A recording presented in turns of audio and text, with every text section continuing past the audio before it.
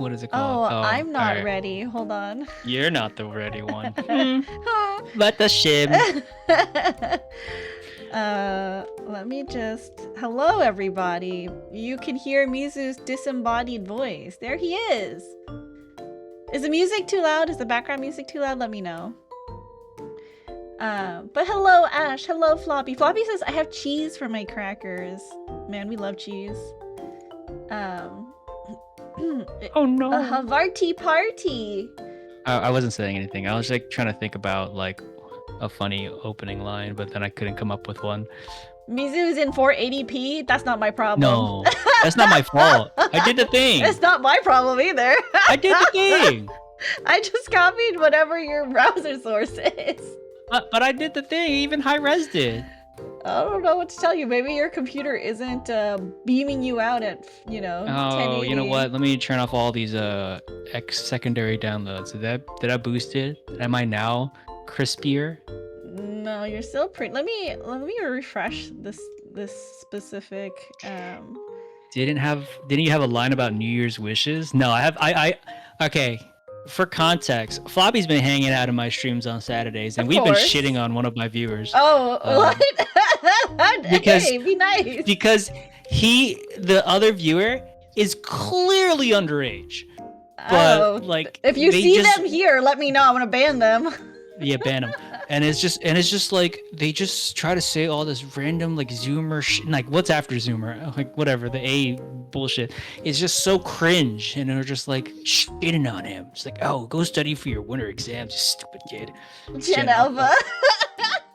Like, furthest from the thing of an alpha. Yeah, but yeah, basically, Floppy had hit me with a fucking sick ass pickup line, but I'm gonna alter it slightly. Okay. So I'll ask you, Princess, since you're the only one I can actually talk to. Sure.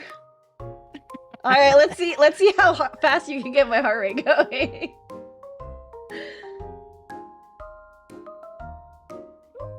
How do I want to say this? Okay. Yes, I had it, but I'm like, okay, no. I came up with a modified version of it, so let me try and say it in such a sultry tone that you're gonna be like, wait a minute. Ooh.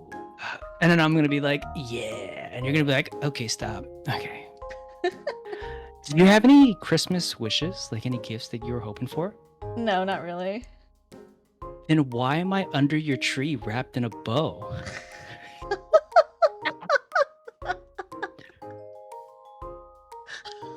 Sorry. I bet you that works so much better in person. Why would it? Maybe. It's so funny. It's pretty funny. Floppy says, I liked the one we workshopped more. Hello, police. Here's the problem, Floppy. I don't even remember the one we workshopped. It was like New Year's wishes. Like, yeah, Floppy, you tell us what the one you workshopped was. But anyways, I had to fix my toilet today. That's crazy. I know. I like got up, I had my, morning meeting, and then I went to go flush the toilet, and like the toilet did not flush. It's literally Fuzz's line. I'm sorry. I know. Hello, police. I have a strange man tied up in my house. I'm like, I'm somebody's Christmas gift. I swear. But like I went put me here to flush the toilet and it wasn't flushing, and I was like, what the heck? So I took the top off the tank, right? And like the thing that was connected to the flush lever like was totally disconnected from whatever, the toilet, like I don't know how fucking toilets work. So then I like messaged my landlord. I text my landlord and I'm like, hey, the toilet isn't flushing anymore. So she goes, oh, the part should be pretty cheap. It's really easy to replace it. And I was like, you expect me to fix the toilet? I did. I went out at lunch and I got the tools, but I was like, man, I had to fix the toilet. I can't believe I got it. Why? Send the freaking landlord. Yeah, they fix it. Well, the landlord lives really far away, so I mean, I get it. No, I'm just kidding. It's fine. They're gonna That's reimburse okay. me for the part, but they're not gonna Charge reimburse me for double. the time that I What spent about the to go. labor? I Come on, you're not know! even. Give me I the professional plumber rates, please. know! Well, it's, I'm renting from a friend's parent, so it's like I can't ask for that much. It's not a real landlord. It's I pay them real landlord money. It's real. It's Yes, you definitely pay them real landlord rent, money. but the real landlord obligations are not there. I mean, what am I paying all this money for then? You tell me.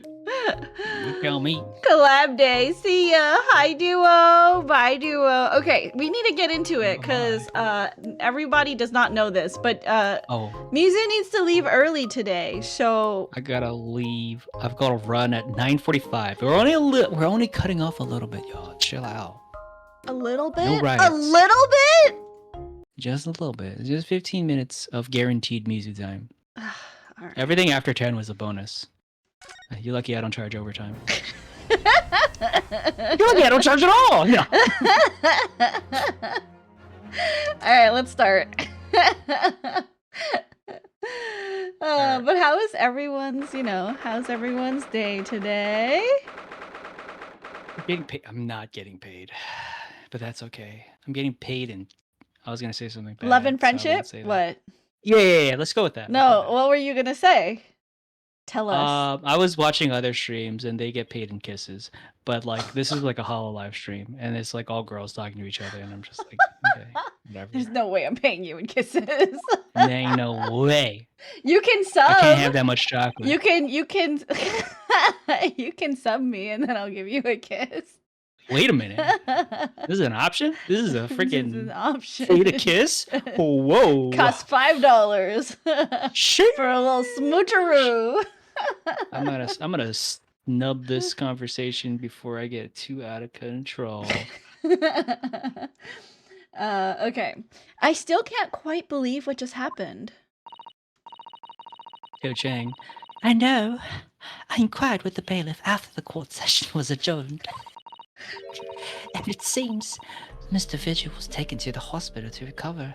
Ash says, damn, that's pretty cheap. Yeah, $5 per smooch. Come on. Kiss him both. You want a smoocheroo? Give me a sub. Right. 10 years ago now, Mr. Vigil attempted to commit Can I say that word? It's not YouTube. Suicide by jumping out of the window of the prison governor's office. But ever since then, he's completely blocked the memory of those events from his mind. Hi, King Spence! Welcome in. Thank you for the head pat. Appreciate Wow, I didn't know you. you knew about the sewer slides. That's crazy. The what? Sewer slides. Sewer slides? Yeah. Oh, yeah. Okay, Right, yeah. exactly. No, you're right. Mm-hmm. Nobody knew his secret. Not his family, not even the man himself. But I forced it out into the open. Damn, bro. Just forcing him open? That's crazy. Was it wrong of me to do that? Did I overstep the mark? I wonder. No. What they say is consent is sexy. No! Yeah, damn, you knew it was that shit, kid. Yeah, I I mean know. your real voice. Oh, Iris. You were miles away! Anyway, I've brewed a fresh pot of soothing tea for you. Oh, thank you. You and Susie have had an exhausting day so far, haven't you? Oh. It's too high pitched, but fuck it. Thank you, Iris. How thoughtful of you. Floppy says, also I found the earring I lost yesterday at the library. I thought I might have lost it at the grocery store, but it was on the ground next to the seat I was at. Oh, incredible! That's incredible. That's amazing. Damn, that means they did not clean up the library. Yeah, actually. Good for you, Floppy. But also, maybe you should check in with the librarians how often it gets cleaned. I won't say the next thing I thought about. What? No, it's okay. We need to hear all your degenerate thoughts, Mizu. Okay, so this is okay. We're super tangent. There's a funny, like I guess, meme video. There's a guy talking to himself. He goes to a Thai restaurant and he's ordering the pad Thai, and he's like, it's like, can I have the pad Thai? He's like, yeah, sure. Oh, by the way, there's nuts in it, and he's just like, ew. How much though? And then that just, I don't know. That's just so funny. I It's just see. so funny. I see. Do you happen to know where Mr. Sholmes is? When we came out of the courtroom back into the defendant's antechamber, he disappeared. Oh, no, I don't know. He just suddenly sprang to his feet and left. All he said was, I must leave. I wonder if he's pursuing the mystery of Inspector Gregson's death. Can't believe Inspector Gregson died. He's faking it. Well, He'll get better, though. you know what Hurley's always saying, don't you? There are mysteries in this world that should perhaps never be solved. For the construction of a solution only comes at the expense of the destruction of something else. What does that mean?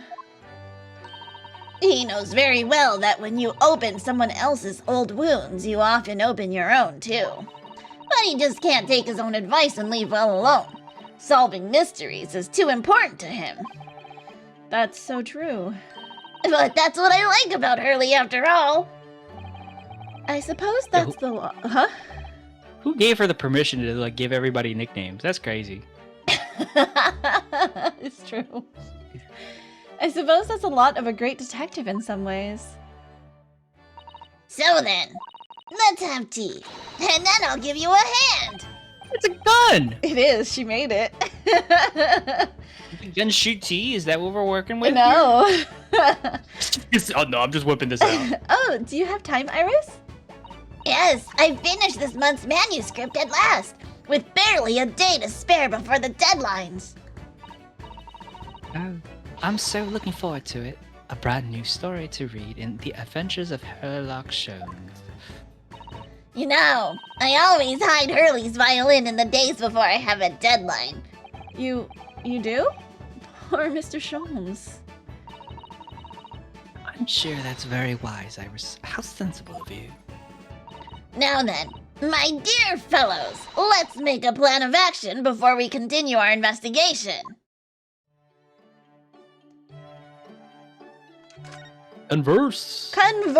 Conversate, you know? So, how did it go in court this morning? Well, we still don't know the truth about what really happened, but one thing's increasingly clear. Lord Van Zeeks definitely didn't do it. Oh, goody! Yes, that's right. We managed to uncover several new facts as well. Oh, really? And there was another development too. Kazuma. Yes, it's quite clear now that Kazuma-sama is not himself. He's a bug boy. The way he's acting, it's almost as if he's possessed by a bug boy. I know. I mean, at the end of the proceedings earlier, he was like a bloodhound the way he was chasing down Mr. Vigil's forgotten past. He's not normally so mercilessly persistent. What's going on in his head, I wonder? I really need to sit down with Kazuma and try to understand what he's going through.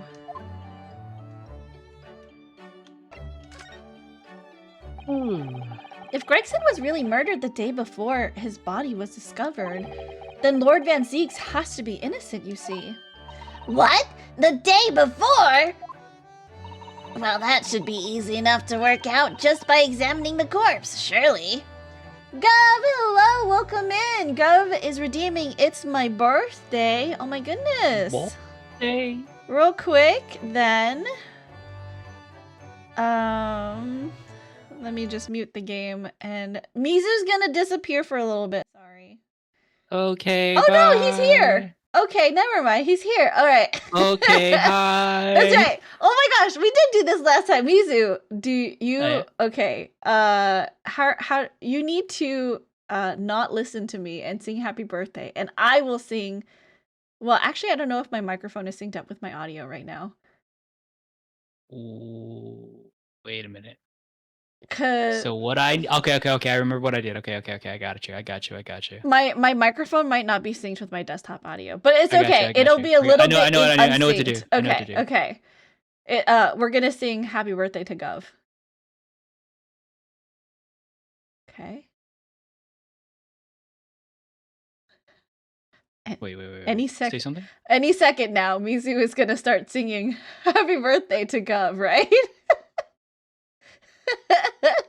Ooh, we are struggling. Chodomate Any kudosai. second now, Mizu's gonna start singing "Happy Birthday" to Gov, right? It's gonna happen. He's gonna do it. What's happening? Gotta count me down. Hello? Count me down. Count me Okay. down. You just go. Go when you go. You're supposed to go. I'm not ready. Wait a minute. Wait, I'm supposed to go? You go. Okay. Okay, this one's for you, Gov. I'm not saying the rest of it because I can't pronounce it because I can't read words. Happy birthday to you. Happy birthday to you. Happy birthday, dear Gov. Happy birthday to you. Why am I tied up under this tree? I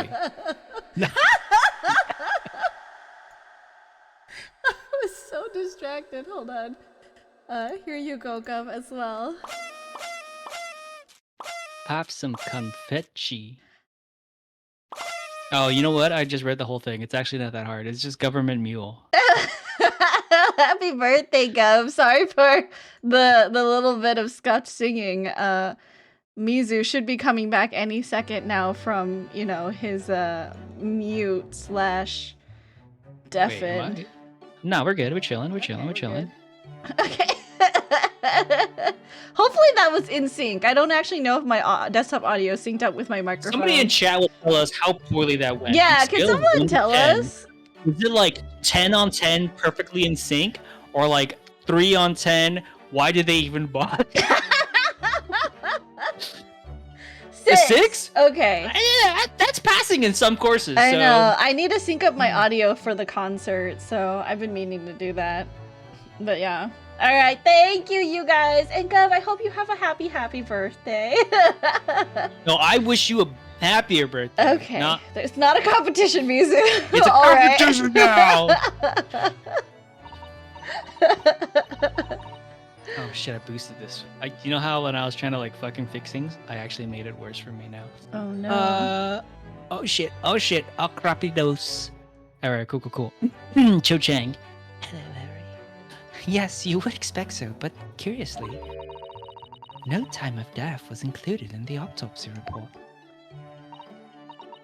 That is curious. There are still unanswered questions about Lord Van Zeeks, though, aren't there? Ah, do you mean? I mean, what was he doing there on Fresno Street that day in the first place?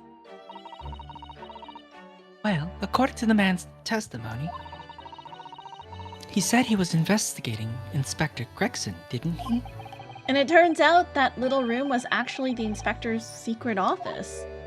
Oh, that sounds like it has all the makings of a wonderfully devilish plot. But She's then, stealing this shit. why for her was book. that notice board in there covered in all those particular papers? Papers about cases with a link to the Reaper. I'm starting to get a bad feeling about all this. Oh dear, that sounds more like something horribly devilish. We must start by looking at Inspector Gregson's movements of late. You know, I'm like so sure this is not the voice I initially gave Iris. But you know what? What did you give her? We're just rolling with it. I have no idea. I don't remember. Okay, but girl is fine. I never imagined I might have to be investigating an inspector's movements. Well, according to the entry in his diary, he was carrying out an incognito investigation of the red-headed lead the day before his death. Oh, you mean he was doing the same as Hurley? Well, Mr. Sholmes was trying to apply, whereas the inspector was supposed to be investigating. I do wish it had been the other way around. Anyway, as it turns out, the inspector who went to investigate the red-headed lead that day wasn't actually Gregson at all. It was Mr. Vigil, in possession of Gregson's identification. You know what that sounds like to me? Establishing an alibi. Oh my, yes. You're absolutely right, Iris. But why would Gregson need an alibi? It would appear that the investigator had something to do that he wished to keep secret. He faked his death. I don't believe it. I always thought he was just a harmless lover of fish and chips. But perhaps they were seasoned with something a little more potent than salt and vinegar. Lies. I think perhaps we should try to move away from food analogy. Well, anyway, if Lord Van Zeeks felt the need to investigate Gregson... Yes, I agree. We must try to find out what he knows. Vigil, you say?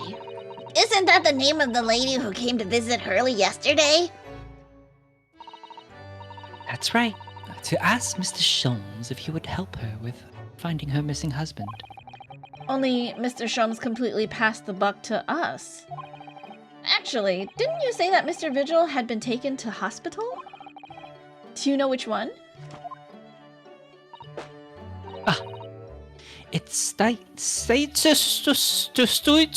signers in a street sign. What is the ST supposed to be? Saint. Is it supposed to be one and it just fucking okay? Saint sinners. Let's go. Hospitals are usually named after saints, like Okay, but it also is street where I'm from. But like, it's not not a road name; it's a hospital name, and they're named after like church maybe things. the hospital's named after a road. Come on, like what the? I'm starting to wonder if all the other hospitals in London have closed down. Just the closest one, y'all. But that's amazing, Runo. You found the lady's husband already. Well, I suppose I have, by accident. Mm-hmm. And 10 years ago, while Mr. Vigil was the chief warder at the prison, he was responsible for overseeing the professor's incarceration. No! So when the convict escaped, he was held responsible and immediately dismissed. Ugh. Sometimes I really don't want to grow up. There's more. For 10 years after that, while he was ostensibly working as a peddler, he also had another secret job. He was paid by Gregson to be his stand-in, to impersonate the inspector. To impersonate Gregsy? But why? I have absolutely no idea. Ugh, Ginny was right. I'm starting to think all adults are up to no good now. Including you, Runo. I haven't paid anyone to impersonate me. That means he has ties to the professor and to Inspector Gregson, though. So I do think we ought to pay a visit to Mr. Vigil, don't you? Back to Saint Sinners, then. Yeah. Why is this hospital named after super evil things? Well, I think it's clear what we need to do, isn't it? Shoot everybody. Let us investigate, my dear fellows. Oh, Iris, you're even more enthusiastic than usual today. If anyone has anything to hide, my special Wilson shooting iron will soon set them straight. It actually shoots gun? That water Never pistol? mind. It's stuffed full of piping hot, extra special blend of mine. Then I'm quite sure it will be very effective. She's shooting hot sauce at people. I think hot tea. That's yucked up. Actually, that might be actually really cool. Better be careful not to hide anything. Well, it feels a little strange that Mr. Sholmes is nowhere to be seen, but still, let's go and see what we can find out. Yes. Yes. Oh, Bye-bye. move to The hospital. the hospital. Wow, we straight to his hospital bed. We don't even need to ask nobody where anything is. Nope. We in it, bitch. Yeah, we're here. St. Sinners Hospital. Examion? He's not Where here. freak at? He's pissing. Ah, look, a pair of crutches. Before we came to Britain, I hadn't realized they were used here as well.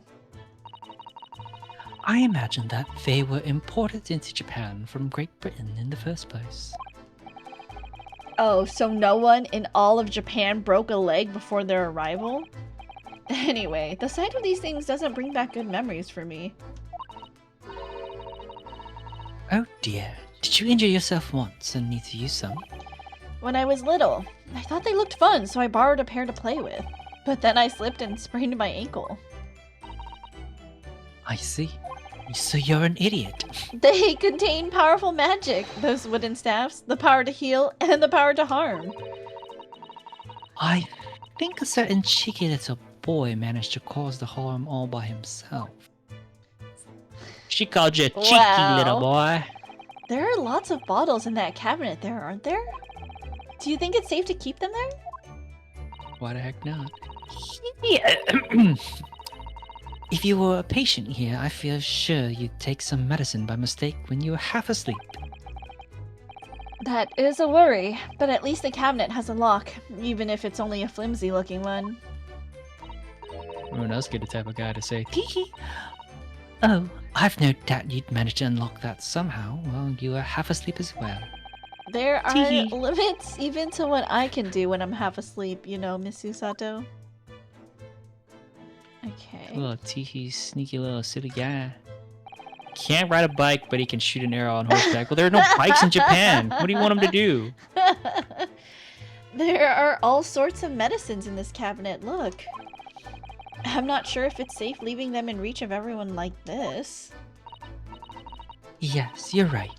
I can imagine if you were peckish, you might try some of the pills. Oh no. Well, at least there seems to be a little lock to secure the cabinet doors. Why is this the same conversation, just slightly different? I don't know that. I don't imagine that would stop you if you were hungry. I worry that you'd break the lock. Hunger doesn't turn me into a criminal, you know, Miss Susato. You're not hungry enough. Son, get. Hi, son. Welcome in. How are you? I just watched Grave of the Fireflies, and holy shit, This is a That shit depressing movie. it sucks. Yeah. Sucked. As in, like, man, that sucked the entire event. Movie was good. It's just like, oh man, my heart. It's oh, this so sucked. depressing, yeah. These must be the patient's treatment notes. Let's see. Tendency to jump from windows. Remember to place cushion at the base of wall outside. That can't be a prescription, yo. Aren't we a story up from the ground here? Oh dear, poor Mr. Vigil. I can't help feeling that there's a better solution to the problem than a cushion, though.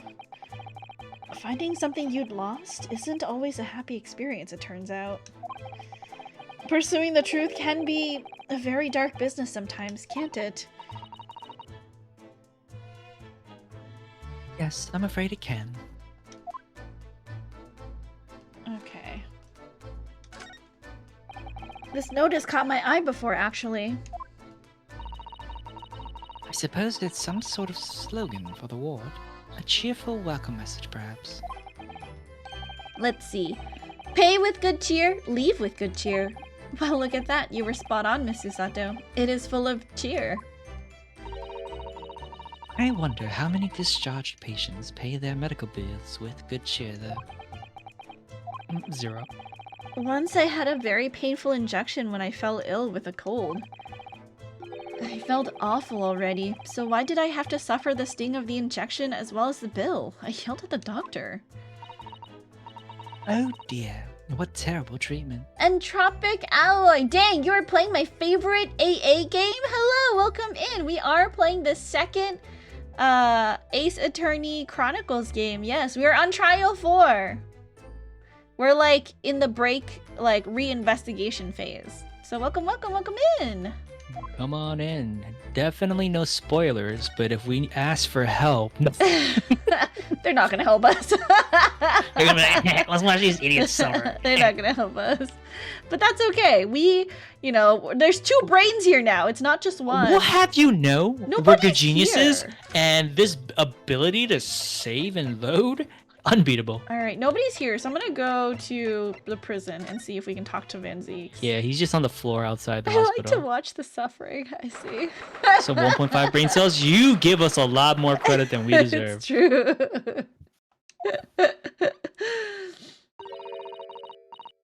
Lord Van Zeeks is reading. Look. He doesn't seem like he wants visitors, does he? But he must have noticed that we're here, surely. Hi, Action! Welcome in. What do you Nipponese want? That's no way to greet the lawyer who's trying his hardest to prove your innocence, is it?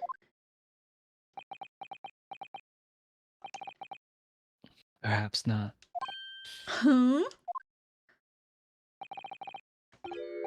I apologize. So, what can I do for you, Mr. Naruto? Naruto. Lord Van Zeeks speaking earnestly. Oh, the fog will lift over London for the first time in months tomorrow. This does feel very, very strange.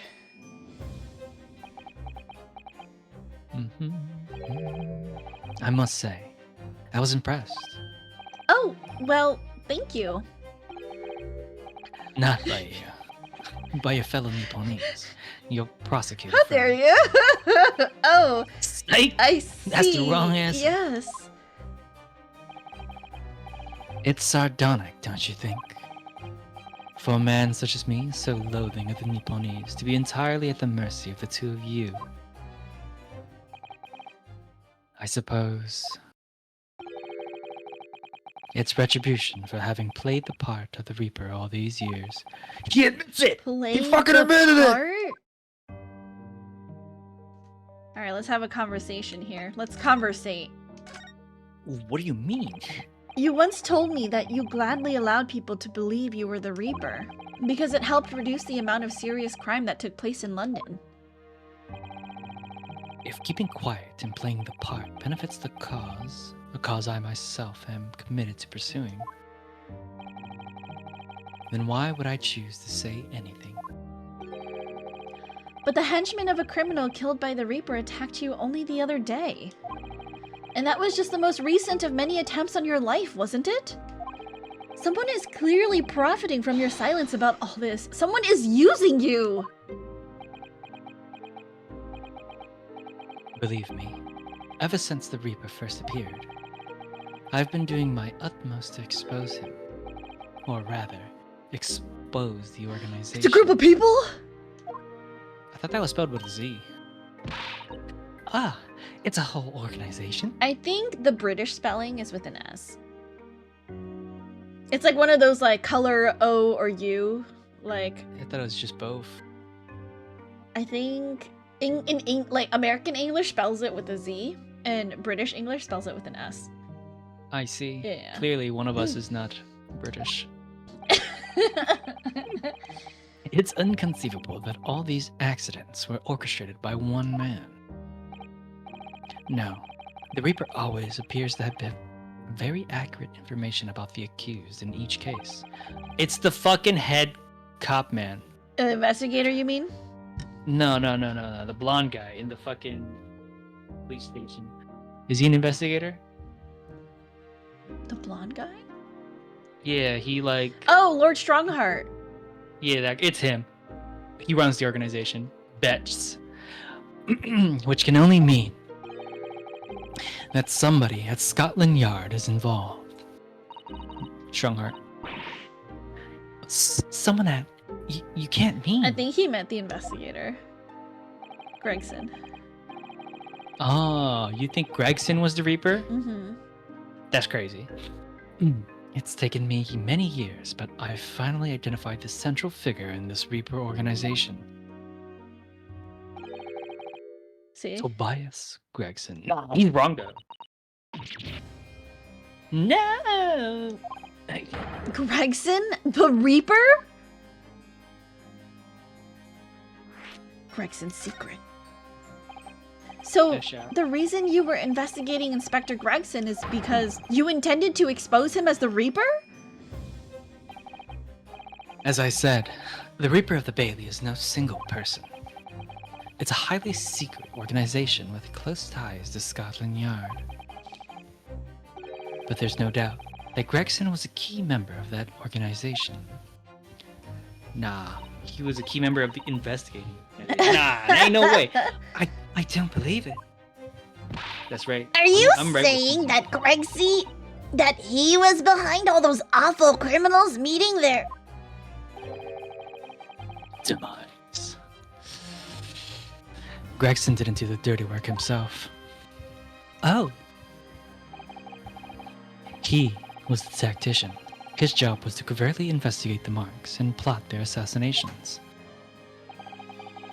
In order to do that without arousing suspicion, he regularly needed a firm alibi. I can read. Which is where Mr... Or sorry, wrong voice. Which is where Mr. Vigil came in, posing as the inspector. Excuse me.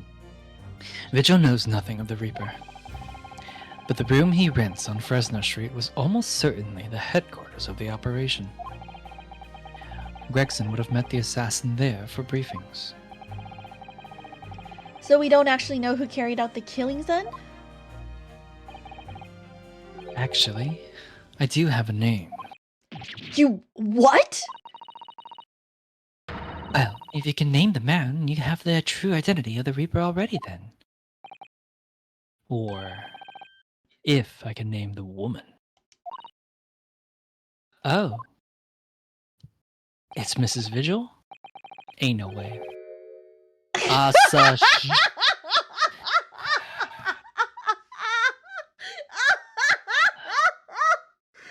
She's a young woman by the name of Asa Shin. Asa Shin. Did you get that? Asa Shin. Oh my god, No, no. these names, I swear to god. Wait, what? She...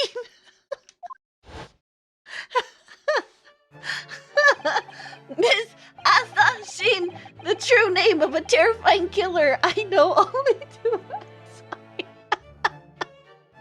Yep, it's the most British last name. I know so many British Shins. She came to Japan posing as a visiting student and murdered Dr. John H. Wilson. Then, just when it seemed that diplomatic protection would help her escape Japan and conviction, the mysterious woman was herself murdered in a small summer beach hut. And that woman was actually the Reaper of the Bailey? But how? Mr. Naruto, this perhaps isn't the place to discuss. No, of course not. We can't mention it here. The fact that she killed Dr. John H. Wilson. Because Iris doesn't know, and it's very likely that the man was her father. RIP.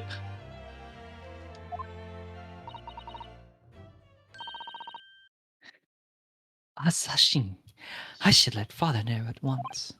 Yes, I agree. Can't mention the crimes in a prison. I know, but Iris is here. It was her dad. We can't let her know that her dad's passed away. Can't just be going, hey, oh my god. Did I tell you about the codename thing I did the other day? No. Oh, yeah, that's right. You don't I understand don't how to play play codenames. codename, yeah. So good. After you learn, I'll tell you what I did because it's so memorable. It's literally gone in the history books of codenames at work. The greatest clue ever. All right, I'm gonna let you think about it. Yeah, Kazuma, isn't it? Kazuma Osogi. You say he's a friend of yours. My best friend. He's the whole reason I got to come to Britain. It was all on his merits. I have nothing but respect for him. Yes, I understand that only the very best students are selected for such opportunities. And I had a fine demonstration of how sharp he is in the proceedings earlier today. He missed nothing. In fact, his flawless performance very much reminded me of his father. Genshin Asogi. the professor. It's true that the aristocracy at the time was the root of numerous grave societal problems. They were abusing their power, preying with the common man as pawn. Oh my god, I took the L out, put it in the other one. In politics, in economics, in war. In many ways, Usogi was carving out a canker from society that we British couldn't deal with ourselves. Oh, I see. But that's precisely why it makes no sense. Clint Van Zieks was a noble and upstanding man. He wasn't corrupt. As far as you know, why did that damn Nipponese have to go and take my brother's life? Did he though? In spite of having once saved mine. He saved your life? How did that happen? Serving your life. It was 10 years ago, on a foggy night. What was to be the professor's final strike had sent a wave of panic through the capital. So Clint Van Zieks had already been killed at this point then. Genshin and I were walking down back streets at a late hour. Raised eyebrow? Of course, at that point, I had no idea of the true nature of the man at my side. All of a sudden, Every time Van Zieks says Nipponese, I laugh internally. I just have like, it's cringe. yeah, I'm just like, ugh, why would he say that? These are little rapscallions. Don't make a peep. You're coming with us. You make such a good rapscallion. We were surrounded. All of our assailants were armed with pistols, their faces obscured by scars. Clint was not only from noble heritage, he was a brilliant prosecutor as well. The scum of London hated the sight of him, and they had no sympathy for his younger brother either. Why don't you say you, but whatever. I'd been targeted several times before already. Yeah, it's Van Zieks, alright. We've got him.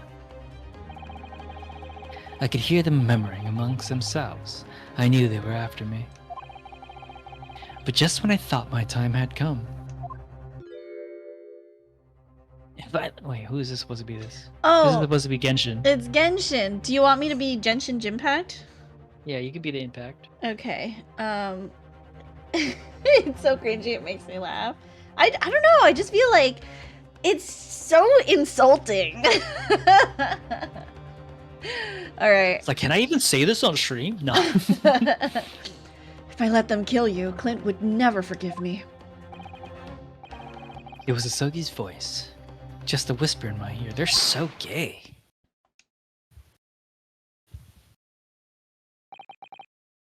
After that, I don't remember exactly what had happened. Do you think that his dad isn't actually the professor? Huh? And he was Do you mean framed? he's not the killer? Yeah. Like he was framed for all those killings? Yes, absolutely. The killer was the Reaper. No, like And the 10 years Yeah, yeah, ago, you know? yeah, exactly. 10 years ago it was the Reaper doing it. And the Reaper is the freaking blonde guy. Whatever the guy's name is, Strongheart. I see. Sorry, go ahead.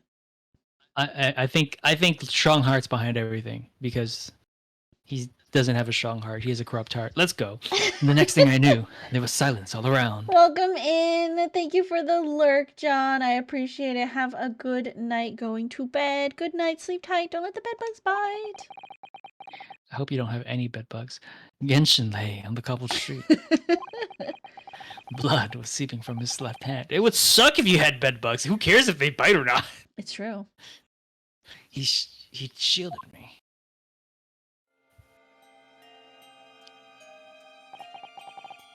Two days later, they arrested him on suspicion of being London's most notorious mass murderer ever, the Professor. How awful for you. All at once, I lost the brother I revered and the foreign friend I held in such high regard.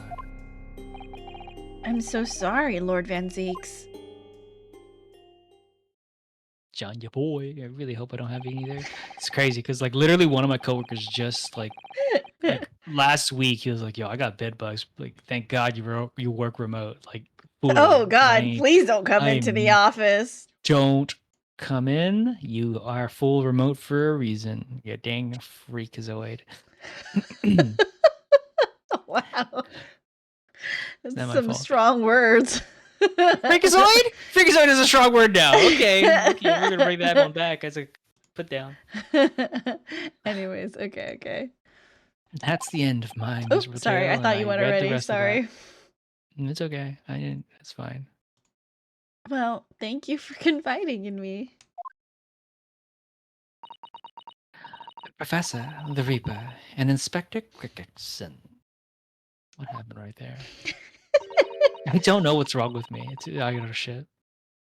I wonder just how intimately related they all are. I still can't quite believe that Gregson was essentially the Reaper, I don't think so. giving assassination orders to Giselle Brett. Oh, that was Assassin's the real name? Yeah, or I guess Giselle Brett, or was assassin. One of the assassins. Or, okay. Mr. Naruhodo, let's go and inform my father.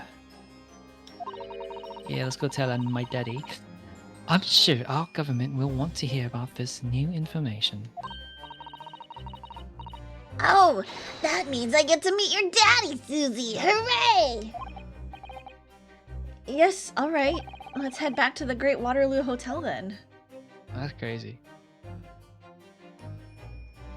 I Oop, don't know about sorry. you, but I'm never excited to meet anybody's parents. Yeah, me either. I hate it. It's just like, what if I just don't? How about no? Who's a muscle mommy? Surely not Zero? me. Hi, Zero. you are Welcome the- in. Maybe you are the muscle mommy. Maybe that's music mommy. I'm not a muscle mommy. What's stopping you? I thought it yesterday. I think it again today. This place is so princely. It's a wild guess, but I have a feeling you'll think the same tomorrow, too.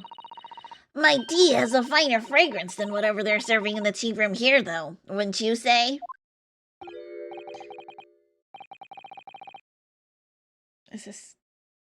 I think this is her dad. All right. Maybe. Ah, look who we have here. This is an unexpected pleasure.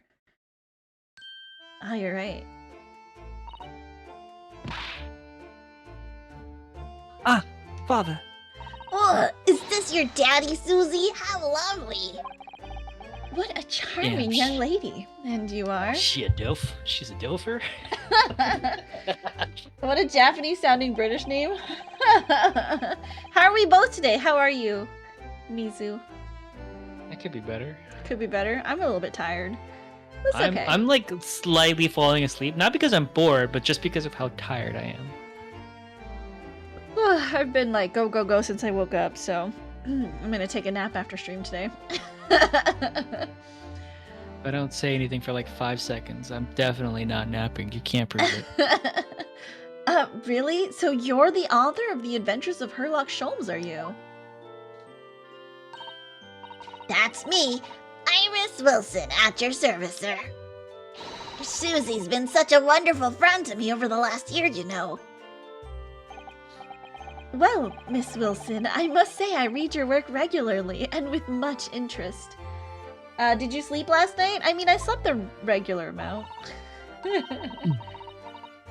Iris actually lives with Mr. Sholmes, you know, father. What Floppy says, your model has been winking the entire night. You're half asleep. Okay, here's the problem with my model. I have really long eyelashes, and it thinks that I'm closing my eyes because it can't see it because my eyelashes is blocking the camera.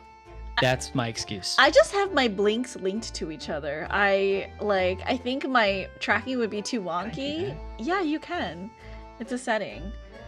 I'll do that another time. Yeah, I'll try to find it for you. But like, you can lock them together so you don't have like weird like little winky things. Which means you can't wink on stream, but you know, I don't care about. But maybe winking. my eyes are just that bugged out, and sometimes it be that way. Live Mizukam. His eyes are doing weird things. Is that so? Well, perhaps that goes some way to explaining that bright look in your eyes. Damn, Pops. Goddamn freak. You wouldn't be smiling so airily if you knew just how bright she is, believe me. She is a genius. Now then, young Naruhodo, it was a pleasure seeing you in action earlier. As an invitee of the symposium, I was allowed to observe from the gallery, after I twisted some arms. And I must say, it was a truly exemplary performance. Oh, well, thank you very much. Although I'm fairly sure you omitted by Kazuma on the end there. No, please don't misunderstand. It was you who impressed me. Really? You didn't miss a step against Asogi, and we all know how capable he is. Really, to have matured into such a fine defense lawyer in less than a year is quite extraordinary. It's very kind of you to say so, and really nice to hear. What I saw in court today confirmed what I'd been hoping for. The favor I mentioned yesterday, Naruhodo. I trust you haven't forgotten. Oh, no, you did mention something, didn't you? But first, we have something to report, Father. Of course. Shall we take tea while we discuss matters further? I wonder where Judge Shigoku has got to. More conversating! Let's go! Blobby says you have to trim your eyelashes then. I would never. They're just so beautiful. Every girl I've ever met has been jealous of my eyelashes. I'm just saying. I'm a Bijan. What is it called? An Ikimen? Yeah, that's the word. Ikemen, yeah. Father, do you know about the so-called Reaper of the Bailey? I've heard rumors. Some members of the judiciary explained it all to me yesterday. Of course, when I was a visiting student here in London, the Reaper was yet to emerge. That's what you think. Right, he didn't appear until after that case, when the visiting students had already returned home. Lord Van Zeeks, who was in the dock today, that was Barak, the younger brother of Clint Van Zeeks, I believe. That's right. And he's known throughout London as the Reaper, as you've heard, but the truth is, it wasn't him behind all those mysterious deaths. It was somebody else. Or should we say, it was somebody's else. I see. So what you're saying is there's been a professional killer at work here. Exactly. Someone by the name of Assassin, in fact. I beg your pardon? Did you say Assassin? You mean that Giselle Brett woman who was responsible for killing my great friend? Oh Who did she- no! A friend of yours was Oh. killed? Oh no! Iris, you need to leave! Wait, Iris, can you go get us some tea? Yeah, I've got Iris, this go gun refill here, our tea. We actually. need you to leave right now. Professor Mikotoba, I think perhaps we shouldn't discuss this right now. Because the friend the professor is talking about is Dr. John H. Wilson. And that's not something we want Iris to find out about. Not like this, anyway. She literally writes detective books. I think she'll be okay. Why is this a topic? I've just remembered something. Biscuits at this hotel has the most delicious looking biscuits. That was rather out of the blue. I'm gonna go eat some biscuits now. Stuff in my face. Doing this deliberately. I think I'll go and see if I can purchase some. Little girl, Iris, I wonder if you would like to come too, Iris. What a smooth criminal. Oh yes! You just try to leave me behind! So that young girl is called Iris Wilson, is she? Yes, that's right. And she's the author of all those adventure stories starring the great Detective Sholmes. But the name of the credited author isn't Iris, is it? It's Dr. John H. Wilson. Yes, I know, that's the name of her father, you see. Her father? Dr. John H. Wilson. He's like, oh, I see. I was deeply indebted to the man for all the kindness he showed me during my time in London. That's why I was keen to reciprocate and invite him to the Imperial Yume University 4 years ago. But he was murdered last year by Giselle Brett. Why? Why would the hand of the Reaper stretch all the way to Japan? Iris knows nothing about that case, but it seems very likely that the victim, Dr. Wilson, was her father. Well, I can't say that we ever spoke about his family, so I don't know if he had a daughter or not. But I think I can say with some certainty that he was never the great detective's partner. So, it could have been another Dr. Wilson, you think? Well, John and Wilson are both common names after all. That's true. Still, it's probably best not to mention this to the young lady until we can be sure. That's what we thought, yes. We're back with cinnamon biscuits. Oh, I they love smell cinnamon. delicious, Iris. I think cinnamon will go very well with the tea they serve here, don't you, Susie? Yes, I'm sure you're right, Iris. I haven't seen Judge Jigoku for a while, have you? Guilty. But that guilty is still ringing in my ears. So was the first game in Japan? Is that what happened? Yeah, the first game, the first trial was in Japan. Oh, and then they immediately go to the British lands. Yeah. Okay. No, now you mention it, I haven't seen him once since this morning either. I suppose since the symposium's opening was postponed, he'll have gone to explore the Great Exhibition. Floppy says, I have to confess that I'm not the biggest fan of cinnamon buns. You don't like cinnamon buns? I love cinnamon buns. Ooh, maybe I should make cinnamon buns. I'm like drooling, thinking about some freaking creamy cinnamon buns. I know. Maybe I'll ask Ever if she wants to make cinnamon buns on Friday. That sounds yummy. Okay, so you do delivery, right? Well, if you live nearby, sure. I can make something work. And that reminds me of something you mentioned yesterday. What the fuck was that though? About Judge Jigoku having once been in the dock himself. I'm losing it. Yes, it was all tied up with that accursed trial. The closed trial of Kazuma's father. Seishiro was trying to mitigate Genshin's guilt, so he took to the stand to testify. But he got a little carried away and actually managed to break the witness stand. Sheesh. Oh my.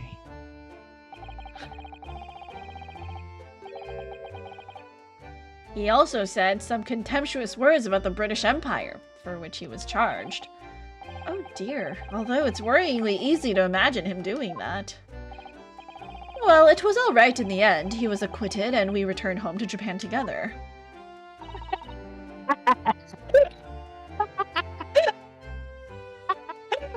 Like it barred it out. I gave it just at the right time. Mitigate the Genshin. Hi, Martine. Welcome in. It's like, they're straight up though, cinnamon buns are the good messy. And if they ever made a version that isn't messy, they wouldn't be as good. So, I'm sorry, Floppy. You're wrong. Thank goodness. Yes, talking of Seishiro, I have a copy of the photograph we all took together here yesterday. Please.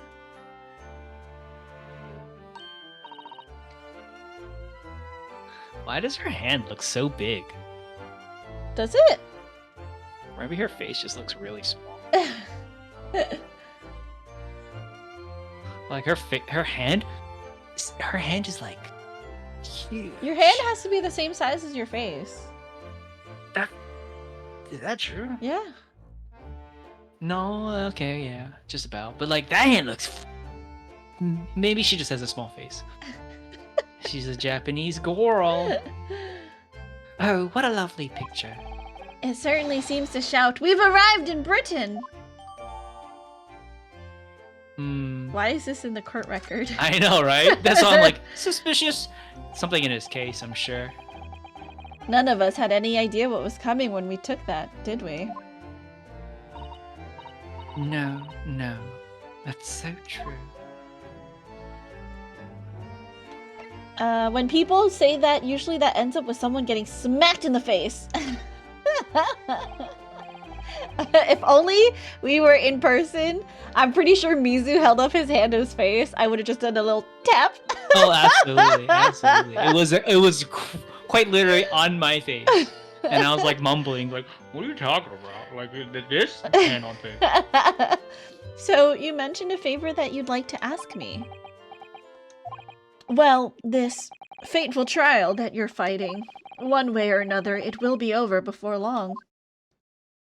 And when it is, I'd like you to accompany me back to Japan. Are we going back? You want me to do What? Father, what's the meaning of this? Now, Susato, you should understand. You've seen how our courts work firsthand. Japan's judicial system is in its infancy, especially when it comes to defense. Oh, you mean? The Supreme Court of Judicature is in desperate need of a good defense lawyer. As soon as possible. Really quite urgently, in fact. But I have not even been in London a year yet. I've read all of Susato's reports. I'm well aware of your extraordinary talents. And having seen you in action with my own eyes earlier today, there's no question. You, Naruhodo, are precisely the man our country needs. Aren't they like a 6-month boat ride away? Yeah, absolutely. That's crazy. So, you'd be leaving then, Bruno? But then, what am I supposed to do, Father? You came here to serve as Asogi's judicial assistant. Oh yes, she's supposed to be Kazuma's assistant. Our government is still in the process of deciding how best to deal with his situation, though. You've always chosen your own path, Susato, and I trust your judgment in this matter also. Father, do whatever you want. Please, the pair of you, don't look so downcast. It's merely a suggestion, you understand. A hope, if I'm honest, but I won't force you. All I ask is that you consider it, and come to a decision by the time this trial concludes. Yes, all right. You won't leave, will you, Bruno? Bitch can't even say my name.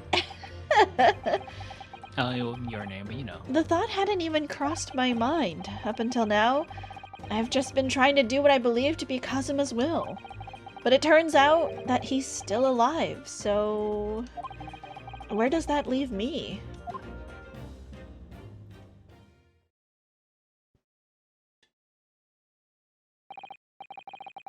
Well, if you'll excuse me now, I need to telegram government ministers and the Japanese police with this information about Asashi. Telegram, telegram. Of course, Father. Thank you. I look forward to next month's installment, Miss Wilson. Who, she writes a book every month? Yep. That's crazy. Yep, she does. Oh, good. And please do come to Baker Street sometime, won't you? We'd love to entertain you. Blah, blah, blah. I would be delighted. The best of luck for tomorrow, Naruhodo. And give my suggestion your full consideration, won't you? 49k. Every time Floppy counts down, I'm just like, oh no. What is Floppy trying to do? Collect more channel points for game redeem. Oh, can I like pool my points with Floppy? No, you have to. Man. You have to get enough for just your own redeem. It's like 150k, I think. Can I get save, a bonus? You know? It's like I'm a viewer and a streamer right now. Can I get like 2x points? No. You can subscribe to my tier 2 or tier 3 and gain more points that way. Wait a minute. You know? I get a kiss and points? Yeah. And maybe a little smoocheroo. Yes, I will. Going back home?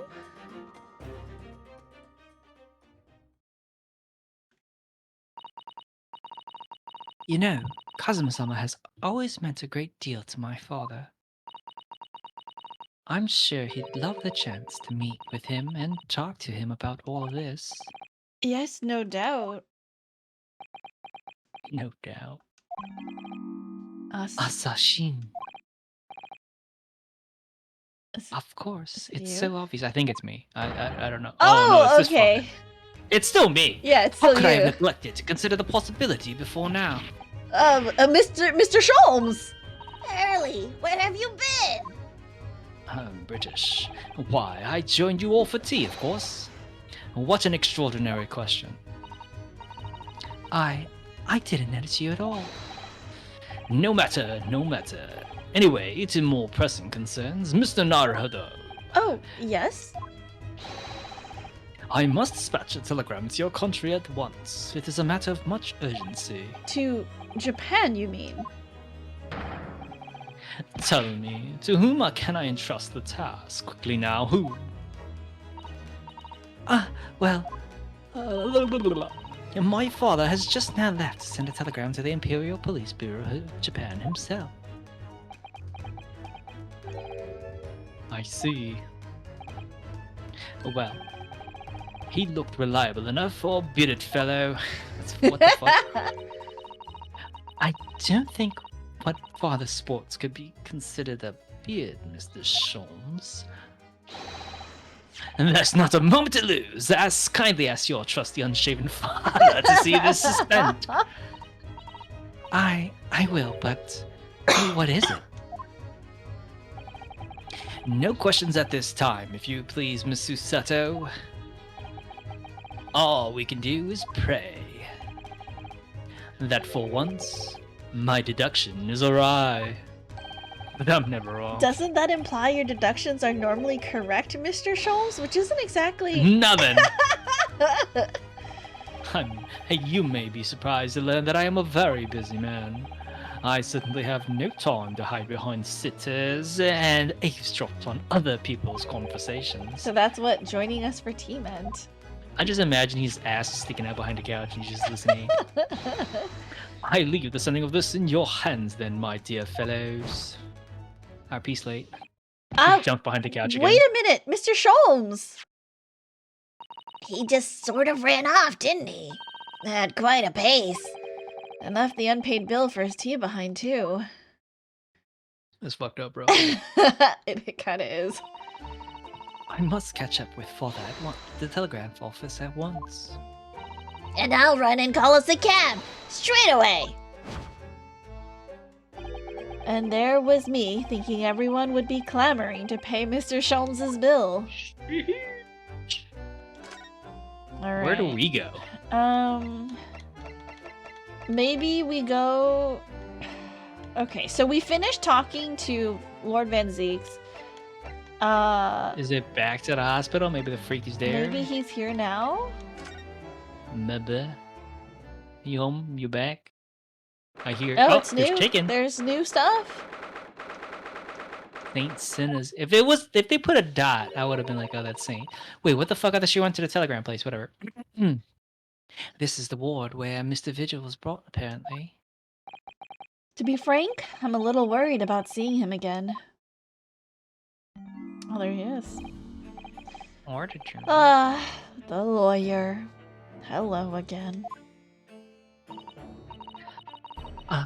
Are you feeling better now, Mr. Vigil? Yes, thank you.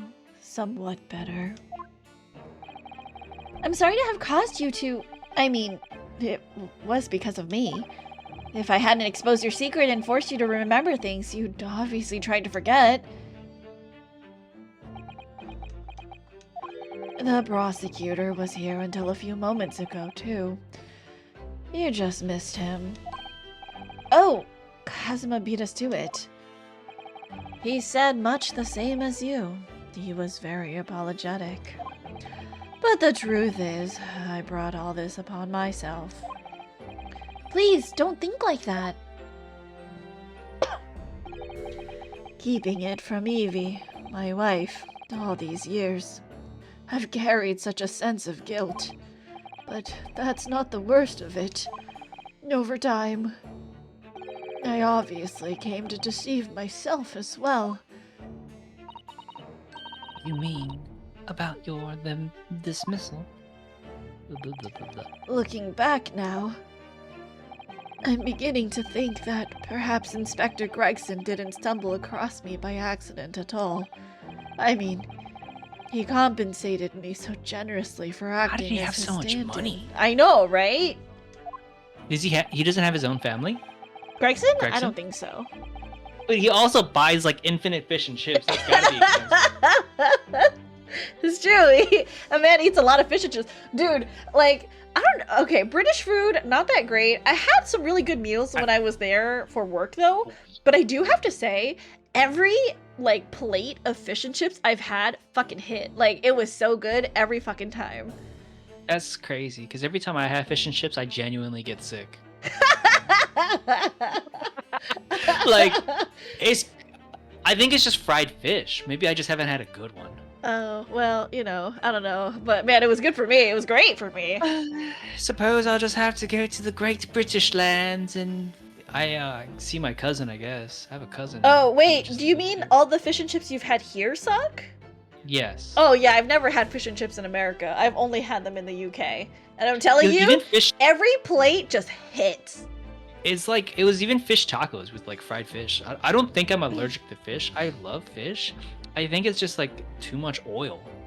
Oh, well, I don't know what to Yeah. tell you. It's all oil. I know. I love fried foods. I eat fried foods all the time. It's just specifically fried fish that fucks me up. I don't know. Something about it, I guess. It's weird. He was Unless I make it clearly myself. concerned for my well-being and doing what he could to help. So perhaps Gregson knew exactly what had become of Mr. Vigil all along then. I'm sure this is just desserts for 10 years of lies and deception, but you gotta have and keep that oil hot for good fish and chips. Yeah, I think maybe that's why when I make it myself, I'm okay. Mm. Maybe. It wasn't me that helped the professor escape 10 years ago. It wasn't me! I swear it! I swear it's true! What if he got hypnosis? Oh, Mr. Fidget. No. Hear me out. Strongheart looks awfully suspicious as a hypnotist. He's got some weird hypnotic eyes. So what if Okay. he hypnotized Mr. Vigil here into like thinking things or Uh-huh. even getting him to do it under hypnosis? I see. Mm-hmm. I don't Definitely. trust Strongheart. I'm sure you'd rather not dredge up even more from your past at this time, but if possible, could you tell us exactly what really happened? I want to. I need to get all this off my chest. I just want someone to tell me what I should have done. What do you mean? Inspector Gregson was obviously engaged in a special operation of some sort. He was investigating something even Scotland Yard couldn't know about. Details of the Reaper's marks, yes. I wish hypnosis was so good that it could make me learn these darn languages faster. Don't worry, I have 1,000-day streak in Japanese, and if you asked me to speak Japanese, I'd go, fuck. It was when he had to carry out those investigations that I would take his identification and impersonate him. You'd pretend to be the investigator and carry out investigations on his behalf? Oh, no, never! The common street peddler couldn't possibly carry out a proper police investigation. All I would do is go to the specified location and make a little hoo-ha. Hoo-ha. Just something to leave an impression, so everyone there would think a detective called Gregson was here. An alibi. So, that's what you were doing on the day prior to the incident. Yes, he asked me to make an appearance at the park on Lime Street for the Red-Headed League event. So as usual, I flashed the inspector's identification around and was very vocal about my presence. But then you were taken prisoner by those red-headed fraudsters. Yes. So, you would always make a point of showing Gregson's identification and generally being loud? That's what the inspector asked me to do, yes. Well, that's one way of becoming a legendary detective, I suppose. Not a good one, though. And as you know, I suffered this bruising around my neck at their hands. The following day, they kept their word and released me. Without returning the inspector's identification to you, however. We had arranged to meet in the Fresno Street room at 5 days that day, so I could report back to the inspector. But at the agreed time, that's when I heard the gunshot. Yoshi, thank you for the head pet and the lurk! Oh, Korean and Japanese. Very hard languages to learn. Korean's a little bit easier in terms of the alphabet. I feel like you can actually learn that in a day, but the rest of Korean? Yeah, quite hard. Yeah, the grammar is very difficult. Just watch a lot of Korean dramas. It helps, I swear. It was at midnight on 17th June 10 years ago. That was the time scheduled for the execution. But the professor's execution never actually took place, did it? Or rather, the execution itself must have been used to affect the plan of escape. I hardly dare to imagine what a chilling plan it was. Barclay was renowned for being the highest security prison in the country. Everything that went in or out of the place was searched multiple times. But there was one notable exception. Or rather, one notable loophole. Something that was never questioned. I have a feeling I know what that loophole was now. The coffins into which the bodies of the executed convicts were placed, correct? Yes. Once the coroner had confirmed the death of a condemned convict, the body was taken in its coffin for immediate burial in Lowgate Cemetery just behind the prison. The chief warder first had to sign the necessary papers. And after that, no member of staff was permitted to touch the coffin containing the body again. Suspicious. I've grown up with it forever, but never learned it, because second-generation immigrant syndrome. Oh, yeah. Man, it sucks that, like, sometimes our parents and grandparents are like, no, we're in America, we need to assimilate, and then you lose everything that makes, you know, you special in your culture and stuff. All of my Chinese sounds like Vietnamese accented, That's and so all of my funny. Vietnamese is Wait, you butchered. can speak Viet? We've gone through this. I can only do my foods. And Oh, that's right. I was that's about to enough. say, oh, anh biết nói tiếng Việt. I don't know what you said. I'm sorry, but like, I did the fucking Vietnamese for my like graduation opening. So like, all I really know is like Shin Kin Chak Uy Vi, and then like doing foods because I gotta eat my foods. Gotta have a little cafe soda, and then like, you know, I really like bún chả thịt nướng. I like cơm thịt nướng. I don't know. Okay.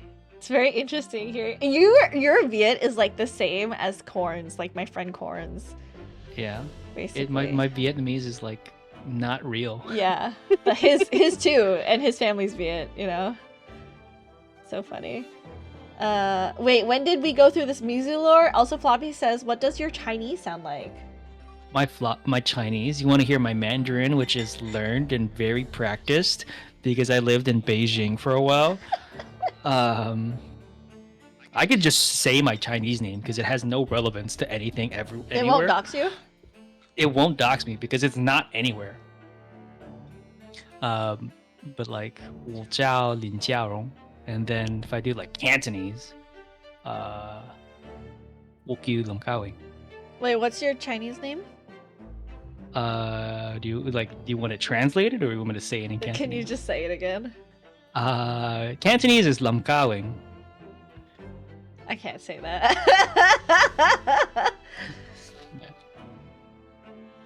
Martine says, I'm as much of a mutt as they come and don't have a culture aside from the US one. So my lacking and longing for an interesting one can make me imagine having and wanting to know it. It's okay. Everybody can just become a weeb, get really into Gundams and One Piece and like maid cafes. Wait.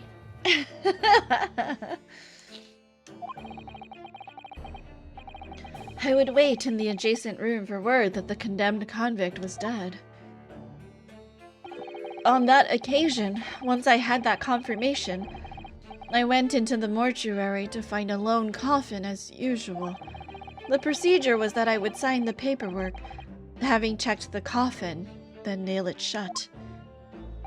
But for some reason that day, the coffin was already nailed shut. No. I didn't think anything of it at the time. I assumed that my deputy must have checked the coffin and nailed it shut before I arrived. So, you mean the coffin contained... Yes. A living body. I can only imagine that Asogi, having escaped his execution somehow, was alive inside the coffin. The coffin was then taken out through the main gates and deposited in Lowgate Cemetery. Presumably, there wouldn't have been enough air inside to breathe for long. So in the early hours following the burial, somebody dug up the coffin again to set Genshin free. But in the end, he was fatally shot in the graveyard anyway. What on earth really happened in Lowgate Cemetery that night, I wonder? I'm afraid I really don't know. All I can say with certainty are two things. Asogi couldn't possibly have escaped that way without help from somebody working in the prison. And AKA that you. somebody was not me. That's what they want you to Floppy says, how was Beijing? I went once and their yogurt was super good. think. My family owns a hotel, so they live in the penthouse. Damn, you stacked! No, they are.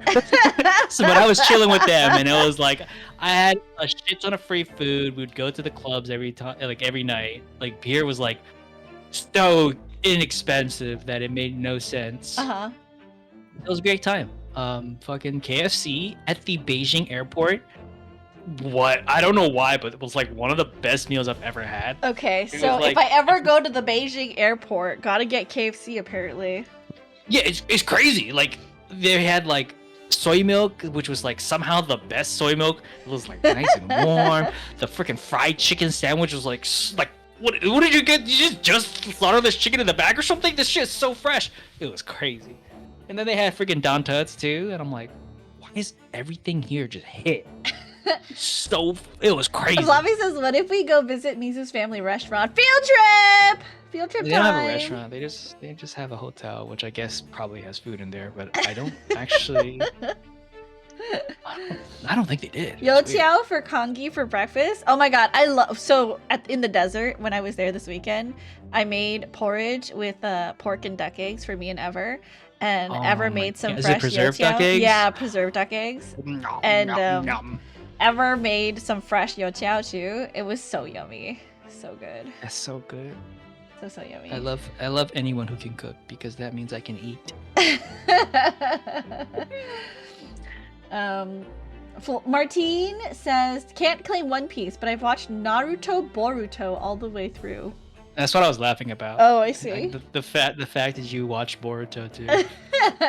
U.S. global chains give U.S. customers the trash and the international customers the bomb. This ain't right. Oh my god, McDonald's in Japan also slaps. So good. McDonald's everywhere So else but good. America is a crazy. Oh my. You know, it's I crazy. really want to go to McDonald's in the Philippines.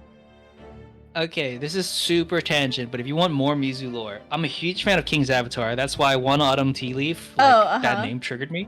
And there is a specific King's Avatar McDonald's in China. I did not really? go visit, but I want to. And it's like, it has all of their like products and like posters and shit. And it's like, they have like a special ice cream there. And I'm like, fuck. Interesting. Can't eat McDonald's? That's crazy, Martine. I fucking fucking love a fish fillet. I know everyone is like, Princess, it's so plain, but I fucking love like a good fish fillet. If their tartar sauce is good at that one place, then it is good. Yeah, I've had bad fishy fillets, but yeah, usually it's quite good. Obviously, you knew the man then.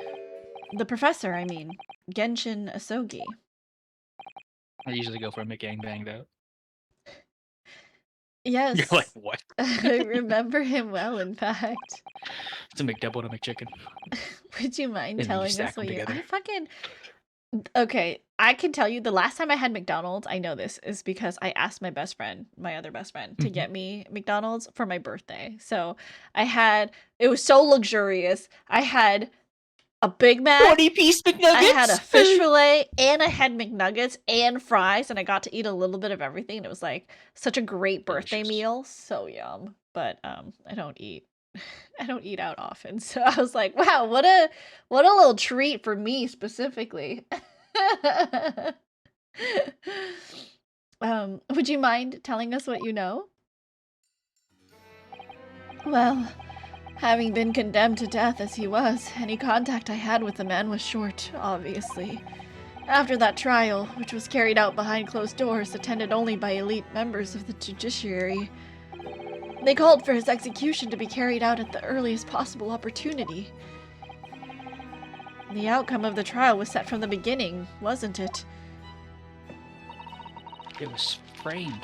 It was a time of delicate diplomacy when Britain and Japan were in the process of signing an important treaty.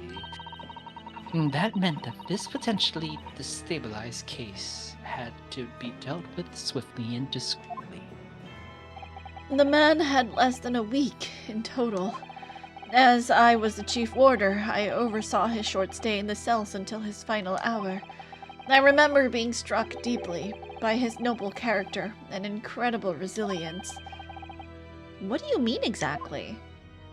He was a killer of many men, but he was always quiet and polite. He was a gentleman and a man of intellect. In fact, I couldn't bring myself to believe what he'd done, so I asked him one day. Those 5 members of the aristocracy whose lives were taken, were you really responsible?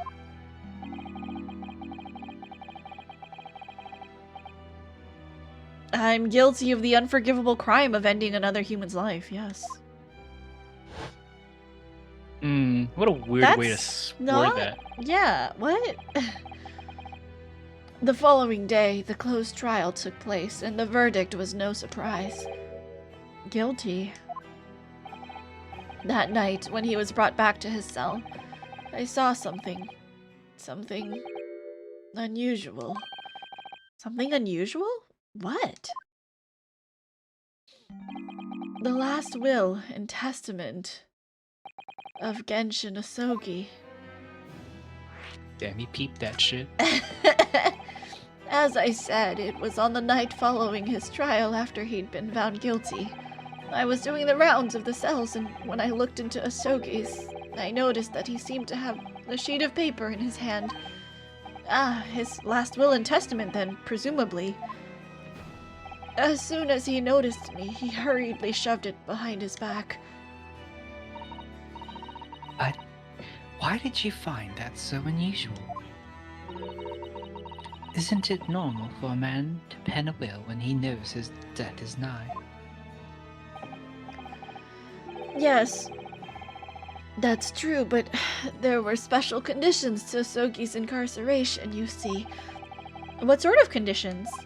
Well, even though he was held in a cell designed for condemned inmates, he was allowed to keep his personal effects with him, with one exception. That sword? Yeah, right? Really? He was allowed his things? That is unusual, certainly. Of course, he'd been convicted of killing 5 members of the aristocracy, but at the same time, he was a guest in our country from the Empire of Japan. The powers that be were determined that his final day shouldn't be needlessly uncomfortable. And what was the exception you mentioned to the personal effects he was allowed? That's the point. He wasn't permitted to have writing materials. Oh, interesting.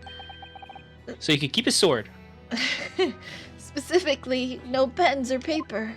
Damn, they do say the pen is mightier than the sword. So he was prevented from leaving any written record of what had happened to him. Yes, that was the long and the short of it. I have no idea where he obtained that paper. Any writing materials would have been confiscated from him upon his incarceration. As I said, he hid the paper behind his back and then he pleaded with me. What did you just hide behind your back? Please, please, turn a blind eye. This is my lifeline. But you know it's against the rules. You're the only person who's seen. If you just agree to keep quiet. All right then. But what's on that paper? A last will and testament. This will is the only weapon I have left now. Where did that go? Yeah, did he keep it? How can a will be a weapon? So I decided to pretend I'd seen nothing, and I let him keep his will. But then later, it just seemed to vanish without trace. What? What do you mean it vanished? Suspicious. It would seem that isn't the end of the story of this mysterious will. We gotta solve a case from 10 years ago. Oh yeah, so easy to do. So much evidence left. I was the only person who saw Sogi's will, but somehow it disappeared. It was after Sogi's execution. Which was actually an elaborate jailbreak. The warders gathered up Asogi's possessions that were in his cell. They were all to be sent back to his family, home in Japan, you see. You poor Kazuma-sama. And you're saying that it wasn't anywhere to be found among his personal effects? The will, I mean. That's right, though I didn't search through them myself. But Governor Caden was livid. He was screaming, "It can have disappeared completely!" Nay. That doesn't quite make sense though, does it? In what way? Well, we'd understood that only Mr. Vigil was aware of the will's existence. In which case, how did the person governor know to look for it? Oh yes, you're right! I really don't know how he knew. But it certainly seemed as though he knew of the will's existence from the outset. Only he didn't refer to it as a will. What he said was the Asogi papers. A soggy paper? The Asogi papers. I really can't tell you anything of the subsequent events. Because, well, of what happened. Your dismissal and the way you blocked it all from your memory. I had forgotten all this until today. I don't suppose it's relevant to the case, though. Well, anyway, thank you very much for sharing it with us, Mr. Vigil. We're very grateful. To the prison! You think it's just in the wall of the prison? No, I want to talk to the warder. The chief warder. Okay. The governor. Yeah, the governor. I'm afraid there's really little more I can tell you. My wife Evie will be here shortly, so I do hope I don't appear rude, but... No, not at all. Thank you again. You just smash. But what will become of you now? I saw this really cute, funny short. Hold on. After this. Well, impersonating a police officer is a criminal offense, of course. I imagine that once I'm fully recovered, I shall be arrested. I'm so sorry. Don't be, please. This was all my own doing. I always knew that this day would come. Well, I wish you well. Goodbye, Mr. Vigil. Ah! there's just one thing. Oh, One thing. yes? I don't know What is it? The Sogi papers. I'd be very grateful if you'd make no mention of the things I told you about them. Presumably for some good reason? It's my understanding that their very existence is a closely guarded secret. We can't talk about this to anyone? If it became known that I'd remembered, well, it could be rather troublesome, I think. I understand. God, you're telling me we can't talk to anyone about this? Ah, that's terrible. Can't say shit. Some sort of will that Genshin Asogi penned just before his death, which the man himself claimed was his last weapon. God, I want to know so bad. I wonder. Perhaps it had something to do with his plan to escape. Or the real criminal? If there's anyone who might know more about a document that Kazuma's father left behind, It would be Mr. Vigil's governor. Then we know precisely where we must go. Back to Barclay Prison. Okay, bye. bye! So there's this really cute couple on YouTube that post couple videos, and they're like, you know, like a comedy duo. They're so adorable. But there's one video where the girlfriend goes up to, or no, actually, they're husband and wife now because they got married. But the wife goes up to the husband and she goes, "Baby, I want to smash," you know. And then he cut to like them playing Smash, and he just absolutely destroys her. And she goes, "Baby, I didn't mean like this." It was, and then You know what's really and then he funny? goes, "Another one." It's very funny. Like, a girl did ask me before to like smash, and she brought me into her room and, you know, closed the door, and then we just played Smash, and like she kept losing because I was beating her ass because I'm really good at the game. And then she like clearly lost interest fairly quickly, and I'm like, was this an ulterior motive situation? I just beat your ass with everybody in the cast, so I'm gonna leave now. I mean, were you picking up what she was putting down? Clearly not. Clearly not. Clearly not. But maybe there was nothing to be picked up. Who knows? Vlavy says, "I ate an entire pack of cheese and a sleeve of crackers. Incredible. Amazing." Wait, what the fuck? The next line? Also- IMO? Couples should break up. What? Floppy. Where's that coming from, Floppy? That's crazy. Do I sense a hint of Romance is jealousy, for perhaps? suckers. I'm just saying. I think I also sense a hint of jealousy from another direction. I think romance is wholesome as fuck. Come on, y'all. Y'all never see some wholesome shit and be like, damn, that's so gay. I In mean, a I good love way. seeing people in love, but for me, romance is a distraction, and I can't have that in my life. Mm. Mm.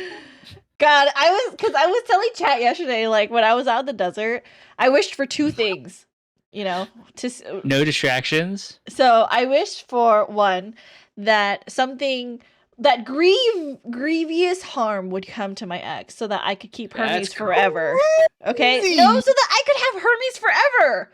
Okay? Oh, okay. The second thing I wished for was so that I could stop crushing on people so that I could concentrate on actually, because like That's impossible. having a That's crush on called- people is so distracting, and I'm just like constantly worrying about what they're doing and like if they're gonna message me and over analyzing every conversation that we've ever had, and then I look at their like little bubble to see if they're online or not, and I'm just like, I hate this. It is so distracting, and I need this out of my brain, you know? And You can't. Here's my Mizu's wise words.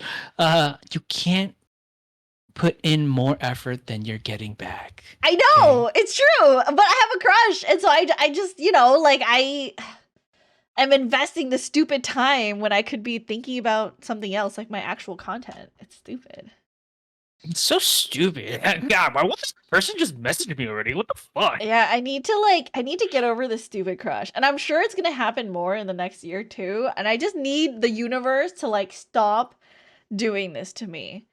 Well, it's so funny. I think you were wishing for things, and I'm like, yeah, me being tied up in a bow under your Christmas tree. But like, yeah, whatever. I missed my opportunity. It's fine. It wasn't even that good the first time, so why am I You trying missed your again? chance. Yeah, whatever. Duo's like, Whatever. everyone should just kiss. Just kiss. It's fine. Just a little smoosh. I only kiss for money. Holy shit! Give me the money. Where the money at? Where the money? Exactly. Oh, back again, are ya? Yes, Wait. hello. I've got this one. Yeah. I've heard all about your investigations. I read the report just now. He's supposed to be a pirate. What am I talking You're about? talking found him, Australian right now. Yeah, I know. I'm doing Australian. I'm supposed to be doing pirate. Pirate. Wait, Duo, you haven't seen this month for subscriptions? I give a little smoocheroo. Wake up, wake up, wake up. Flavi is such a little gremlin. I love it. You're fond of me. Yes, luckily. He's not supposed to be Australian stuff. He's a pirate. Well, anywho, the laddie doesn't work here anymore. So your case is no to do with Buckley. I would like you to get the wrong idea about that. Of course, yes. Mr. Vigil stopped God, working this here is 10 going years very ago now, well. so... Yes, we've seen his dismissal notice, haven't we? He was given the chop. Oi, Grima, you can very well. So, how about a wee handcuff biscuit? What is he saying right now?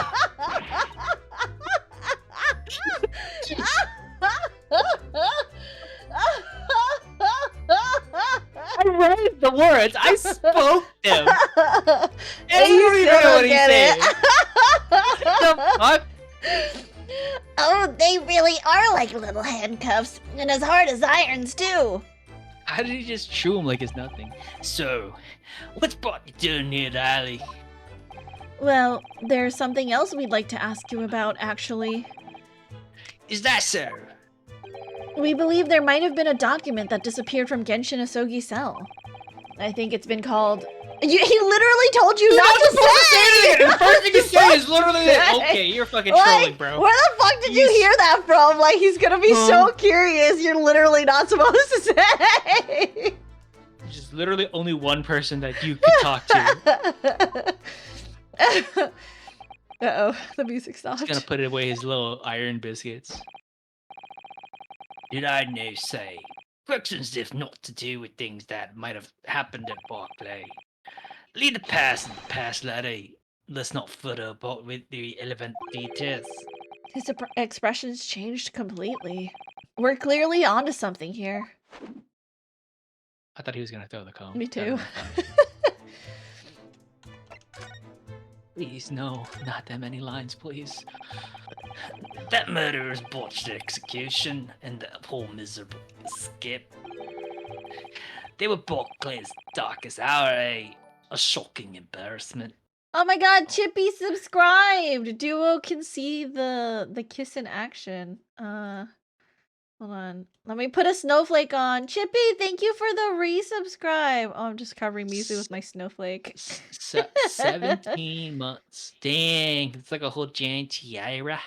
That's a whole year and a half. Thank you very much, Chippy. I really appreciate it. That's almost 2 babies worth. Almost 2 bazies. I don't know if I have the mistletoe on this scene. Let me just add it in here, actually. Is it this one? Oh shit. No, it's not that. Where is I would hate to have that many children. it this one? Ain't nobody got money for that in this economy. Here it is. I found it. All right. Sorry. I'm just gonna put this here. Thank you very much. Isn't it cute? Just a little cool with your dirtly right there. Let me just slide away real quick so you can do your little moment. I'm not trying to get any miscommunication here. You know? Thank you, Chippy, for the resubscribe. And this is only for the month of December. Mwah! Thank you. Okay. You can slide on back over. There you go. Okay, we're cool. We're chilling. We're chilling. I would hate to have that many children. Oh God, I want 0 children. That's too many children. A kiss from a princess? Crazy. We've gotten too used to people throwing stuff at us. I've gotten at least 2 kisses from princesses.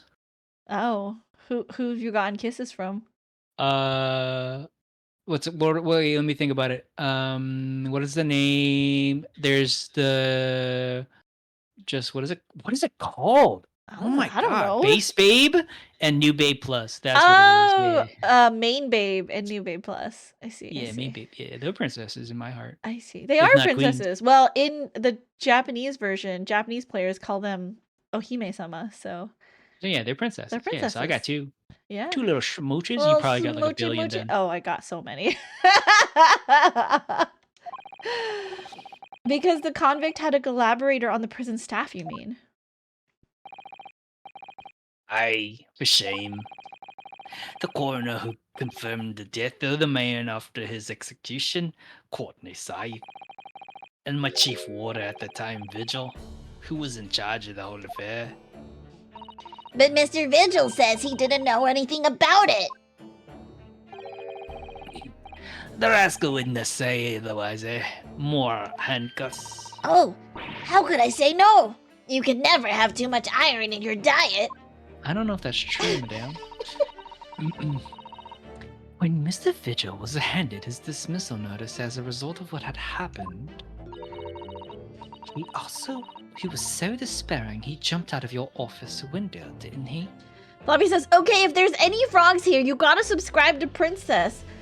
So Princess can break your curse. It's true. If you're a little froggy, go ahead and buy a subscription for this channel here and you'll get a little smooch and maybe you'll turn back into a human boy.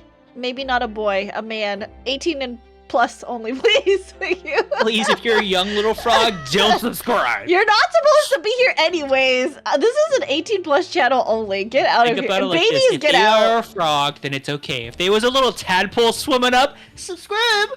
No, you'd be like, can't wait till you're a frog. Freak. No babies. I did not like to say, but that's just Vigil trying to get out of it. Do you not think he would have jumped from the shock of his crimes being exposed? I do. This guy's coming together real good. I got his voice down. You wouldn't say otherwise though, would you? Of course, I cannot deny responsibility myself. I shouldn't have had to let him deceive me. Actually, there's barely anybody that can... What went on at that time now? We Gregson have been murdered and Dr. Scythe forbidden from any visitors. No visitors? Someone obviously wishes? doesn't want her giving anything away. Well, we're not going home empty-handed. And I wouldn't dare dream of sending you packing with no kimmer. What the fuck is he saying? Here, take a handkerchief or two. Sorry, it's so funny because, like, clearly it's not English. So I'm trying. I'm fucking trying here. It's like English, but it's not English. Packing weed newt gimmer. What new? I'm trying. If you could do it, I'm fucking feel free. But like, I have newt no kimmer? idea. Exactly. Yeah. What no is idea. kimmer? And Princess doesn't say so enough for minors to be watching anyways. I mean, no babies here. Not allowed. babies? Oh, well, it would be rude to say no. Wouldn't want to become anemic. I suppose if anybody's who might still kin about what happened back then, it'd be that lass from the forensic division, Maria Gore. It's Maria awfully Gory? gory.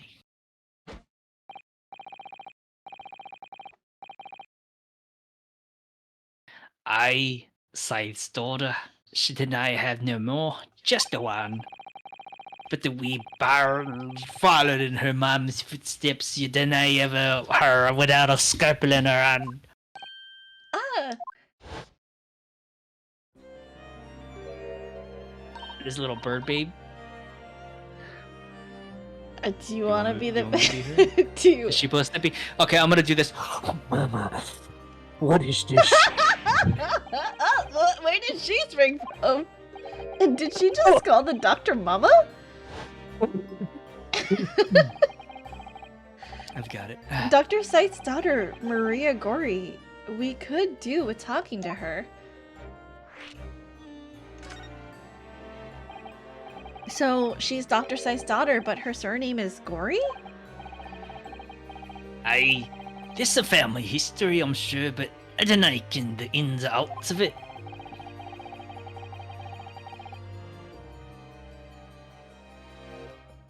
She grew up watching her mum working with the bodies of folk who died in strange circumstances, and decided to do the same with her own life. How can I understand it myself? To others. Perhaps she was driven by a deep respect for her mother. Oh shit. Right. Perhaps anyhow she was in charge of Brixton's autopsy, I believe. Right, and the coroner responsible for this incomplete report. Someone told me once that the wee lassie always loved her mum's stories about shooting up bullies. What the fuck, bro? There's even a rumour that she used to listen to the funeral march as a lullaby. Well then, perhaps Her mother might have told her about the autopsy from the case 10 years ago. I'd say there's a fighting chance, Elise. After all, that was a life-changing case for all of us. Alright, I actually have to run. The timing is a little bit early. Oh, but okay. I have to jowl. All So, right. I'm sorry, everyone. I'll see you next week. No worries, bye, Mizu. I will try to voice all the characters by myself. I will do my best. All right. We really need to speak with Miss Gori herself about this, I think. Well, thank you very much. I can't do voices like Mizu can. I'm sorry, you guys. I'm not happy about any part of this. It took years for Londoners to finally forget the whole professor business. Can you not get up on this, laddie? Stop asking pointless questions. I'm sorry, I don't like dredging up these painful memories for everyone. Can you not just say, away, no? Leave me alone and didn't come back here, eh? Since we're so good at this. No, I'm not! How'd you come to ken about that, laddie? There's no many folk here in the prison who've heard of those papers. Well, I can't tell him, Mr. Vigil told me. I'm afraid our sources must remain confidential, sir. We've been led to believe the papers are actually a last will and testament, is that right? The professor's, or rather, Genshin Asogi's. The best voices ever of a verse? You guys are so sweet. Aye, that's right. You're well informed, Jimmy. Oh, is that the end of the silent treatment? But then, after the convict's execution, it mysteriously vanished from his cell, didn't it? Havers, no. You're off at half-cocked there. I think you didn't quite get your facts straight. It was there in the cell, exactly where it should have been. Oh, not what we heard elsewhere. Let me just have a wee poke around in here. I'm sure I can find it. Aye, here ye are. See? The last will and testament of Genshin Asogi, written with a calligraphy brush. Of course, I cannot read a word of those Japanese squiggles. But I mind it says he leaves all his worldly possessions to his son back in his homeland. Yes, that's correct. That's the gist of it. So these are the Asogi papers? Of course they are. Papers written by Asogi, no doubt about it. There's no mystery here, laddie. That's your lot. After all, this drama showed a slayster of an execution. We sent the man's possessions back to his clan in Japan, and that was the end of it. I think we ought to make a record of this, Mr. Naruhodo, just in case.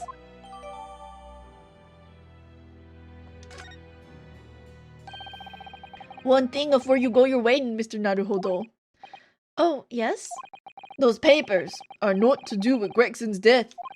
I'd prefer it if you didn't make no mention of them outside this office, or rather, I would not just prefer it. Consider it an order from the highest levels of our government. I understand. He's totally gonna bring it. He's totally gonna bring it up in case. You just know I am. You just know I will. Okay, we need to talk to. We need to go to Courtney Site's laboratory. Where haven't we gone? We haven't visited Fresno Street yet. We also haven't visited Lord Chief Justice's office. Let's go to Fresno Street. You're trying! That's what matters here. It's true. I'm trying. Maria Gori is so cute! What's Maria Gori supposed to be? Like the pun on her name. Big Bo Scary Goth Girl. Is there anything that we can... There are details of cases stretching back over 10 years on this notice board. Yes, a history of Lord Van Zeek's defeats in courts. I don't think that's an appropriate description. Although, when you consider everything on the board, it's certainly true. That all these people had a background of dubious dealings. Then in the end, of course, the board itself concealed the inspector's own death. Oh my, it really doesn't bear thinking about.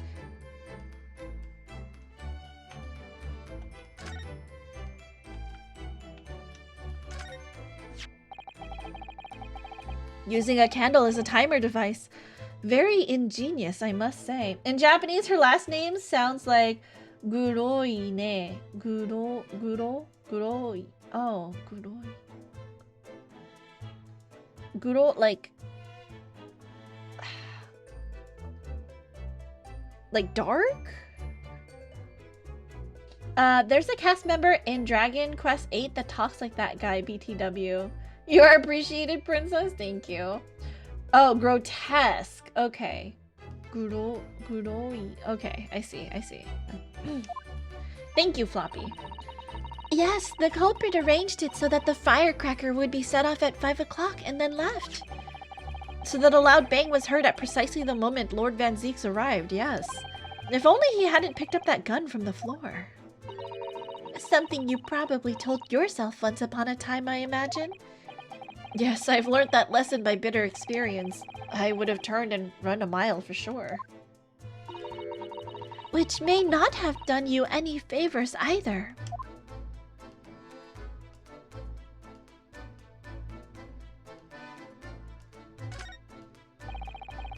I'd never have imagined that this little figurine would turn out to be a watch-winding key.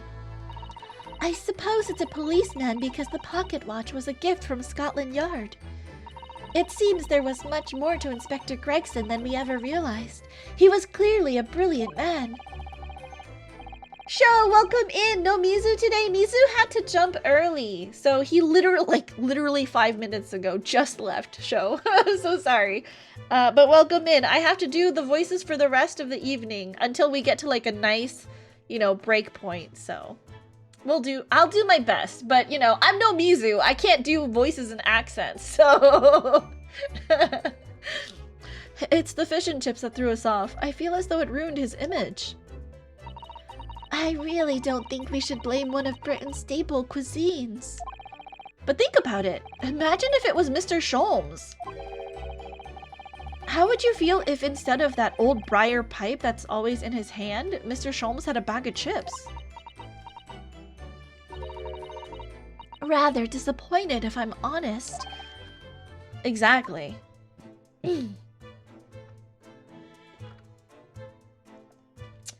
Don't worry, Princess, I'll voice them for you. You can voice them in your head for me. She's in Missouri? Oh, get out of here. This revolver, just who does it belong to? Well, we know it's of the type issued to members of the police force and judiciary. But Gregson's own gun was found on his person.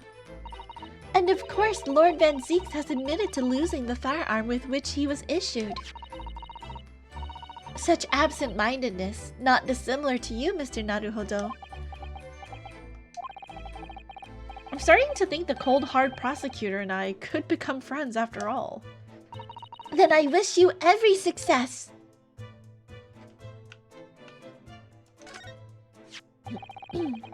It catches your eye as soon as you enter the room, doesn't it? It's such a bright color. It certainly makes an impression, yes. They can't possibly commit any crimes, can they? I mean, redheads stand out like a sore thumb. I'm afraid with our jet black Japanese hair, we stand out almost as much here in London. I suppose that's true. You mustn't think of committing any crimes, Mr. Naruhodo. I wasn't. London, says Sorens? You changed your name color, Sorens. Why are you green today? It's so weird. Hi, welcome in, Sorens. Soren! You beautiful man, says Martine. I'm vomit green. That's disgusting. Where do we go? Lord Chief Justice's office, maybe? Rude! Hey, there's our friend.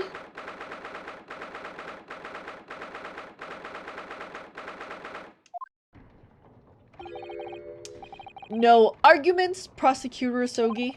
You will continue with the trial exactly as I instructed. Is that clear? Perfectly. It's Kazuma-sama. Defying Lord Strongheart by the sound of it. He never did know when to back down.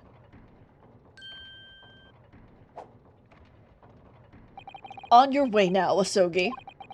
My lord. Why did Twitch hide you beautiful man like it was an insult? Oh, really? Why did Twitch hide it? Can you not see it? That's so funny. Quick, we gotta kiss Kazuma before he leaves! Mwah! Kazuma. Also, you guys, I use like this new lotion. Because I got it at Target today, and like my skin feels so buttery smooth. I'm like literally have not stopped touching my leg. I'm obsessed. Which one is it? I got the Palmer's cocoa butter lotion, and like it also smells really nice because I smell slightly like chocolate. It smells really good. I had to reveal the sensitive content. That's so funny. Twitch knows I'm not a beautiful man, to Sorens. He left without saying a word. Yes? What are you doing here? Oh, well, I was just hoping to ask you a few questions, if you wouldn't mind. I wanted Van Zieks' trial concluded today. But Prosecutor Asogi's unwelcome inquiries are going to make it take longer than necessary. Unwelcome inquiries? As a result, I'm losing even more precious time. Currently 2 hours, 55 minutes, and 41 seconds, 42, 43. Then we must resolve everything before 3 hours have passed, Mr. Naruhodo. In a miraculous not even 5 minutes? Anyway, I can't let the man's obvious bad mood put me off. I need information.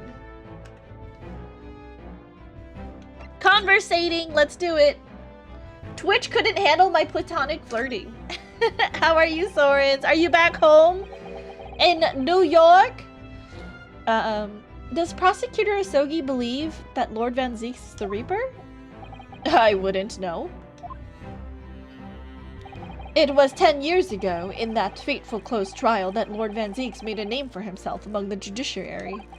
But the next trial he fought, he lost. It meant the ringleader of a criminal organization was acquitted, thanks to all the jurors being under duress. But that's awful! The man's freedom was short-lived. He lasted just 3 days. Yes, let me see. He died in a rock slide at his place of work, I believe. Correct. That was the inauguration of the Reaper of the Bailey. And people believed Lord Van Zieks was responsible? He was brought to trial himself, but it was shown to have been an accident. So he must have had a solid alibi then. Nevertheless, the mysterious deaths continued. In total, 16 persons perished in unusual circumstances, ostensibly at the hand of the Reaper. That's a long run of coincidences. Well, the Reaper's true identity may well be revealed by this trial. And the impact that revelation would have on the British public cannot be understated. Is that why it's a closed trial? Precisely.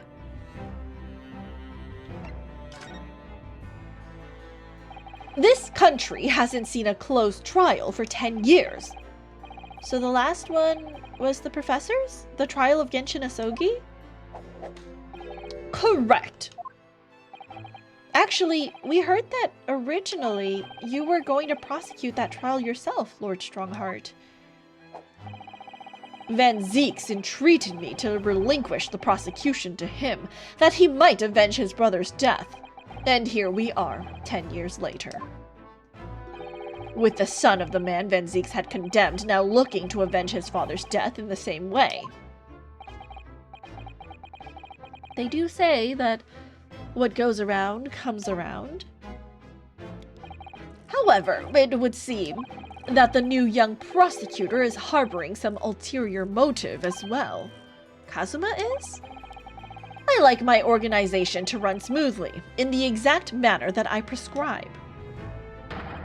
As with the giant clock in here, I won't tolerate a single cog being out of step with the others. Ah, so that's what all these gears are about in here. If the young man refuses to mesh with the other parts of my great machine, I will be forced to take steps. What do you mean? Not something with which you need to concern yourself. In any case, all your questions will be answered tomorrow.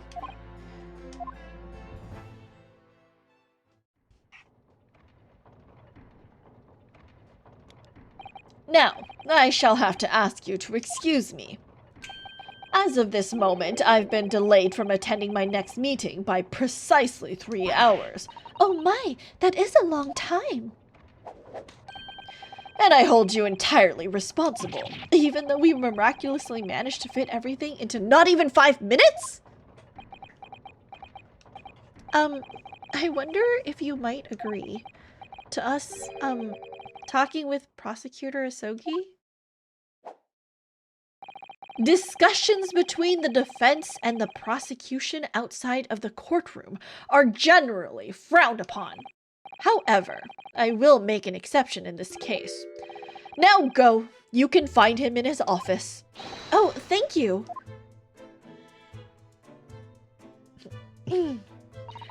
Let's go to see him at once, Mr. Naruhodo.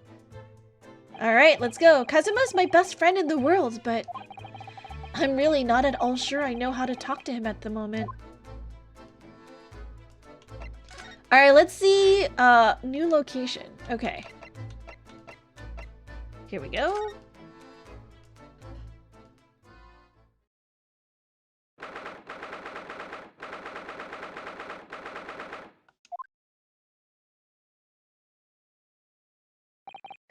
So, this is the office of Prosecutor Asogi now, is it?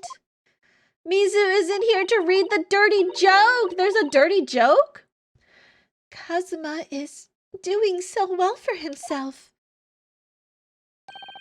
Even though he's always forced to kneel on the floor Japanese style in that dark corner? It's his habit to sit Seiza style whenever he's working.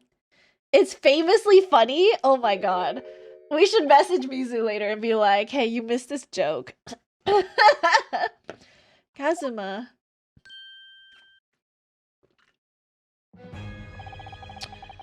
I thought it wouldn't be long before you paid me a visit, Ryunosuke. I was right about what I said, wasn't I? Sorry? That you have all the makings of a great defense lawyer. Well, I always believed that you'd fulfill your dream of advocating in the British courts. I just never imagined for 1 second that it would be as a prosecutor.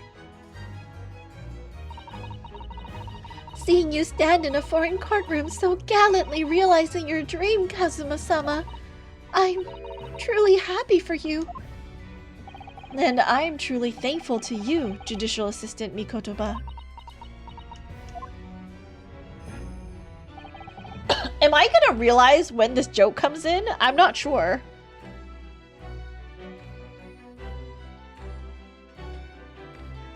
I don't know if I'm smart enough to catch it. Ryunosuke, I always thought it would be fun for you and I to shake up the British legal system a little together. This isn't quite how I envisaged it. But I suppose it's just another twist of fate. I'll be disappointed if you don't. I've learned a lot of things during my time in London. About how Susato-san's father was himself a visiting student here once along with Judge Jigoku. And about what happened with your father. Then you'll have no difficulty understanding why I had no choice. Why I had to find a way to get to Britain as a visiting student myself. I want to hear it from you, Kazuma. As you wish, Ryunosuke Naruhodo.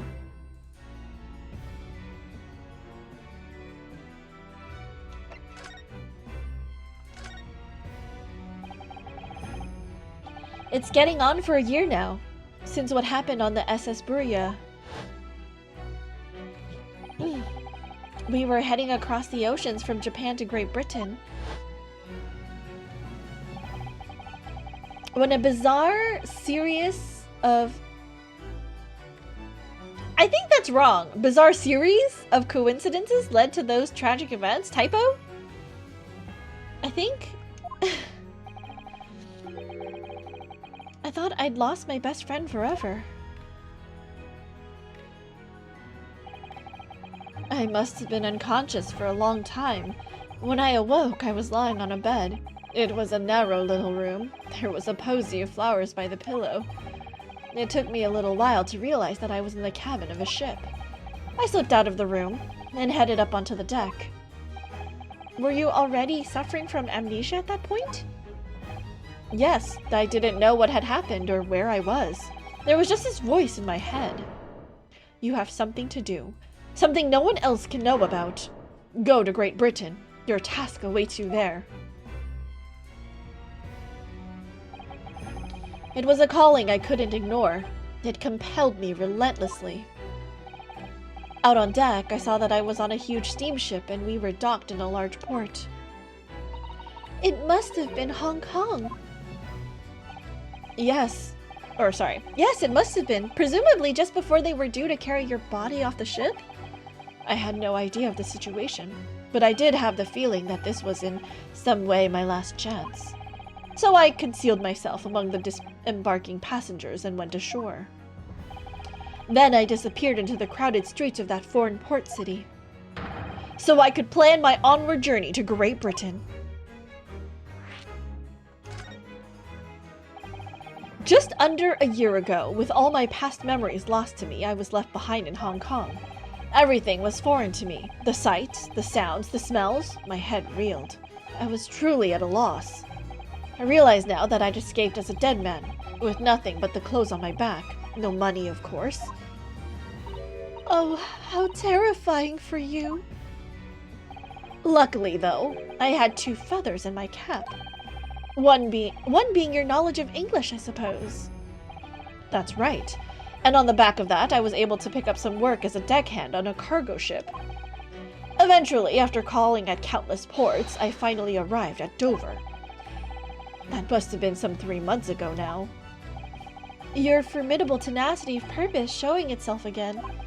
I mean, the man had lost his memory and had literally nothing to his name. But he still managed to make his way to London on the opposite side of the world. Of course, I had no idea why I'd moved heaven and earth to get here at that point. So, how did you end up becoming Lord Van Zeek's apprentice then? That can only be called an extraordinary stroke of luck, really. You see, I was stopped at the border because I had no papers. They took me straight to Scotland Yard. And by sheer coincidence, Lord Strongheart was there to attend a meeting. That's when the second feather in my cap came into play. Would that have been your knowledge of the law? Yes, exactly. Lord Strongheart was curious about an Easterner with intimate knowledge of British law. He took me back with him to the Supreme Court and assigned me to the prosecutor's office. And then, 9 days ago, you finally got your memory back after the trial involving Drebber. Yes, I did.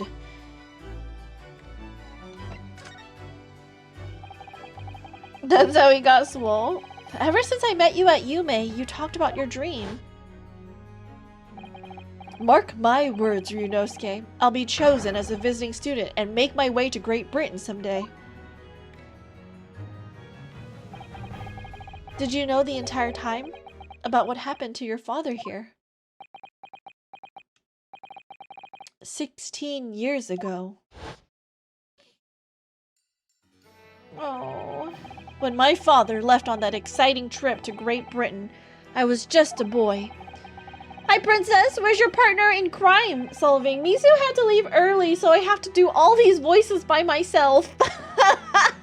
Hi, Goose. Welcome in. How are you? Hope you've been having a good evening. Welcome, welcome. We took a photograph together the day before his departure. It's my last memory of him. But what I remember most about my father is his unswerving sense of justice.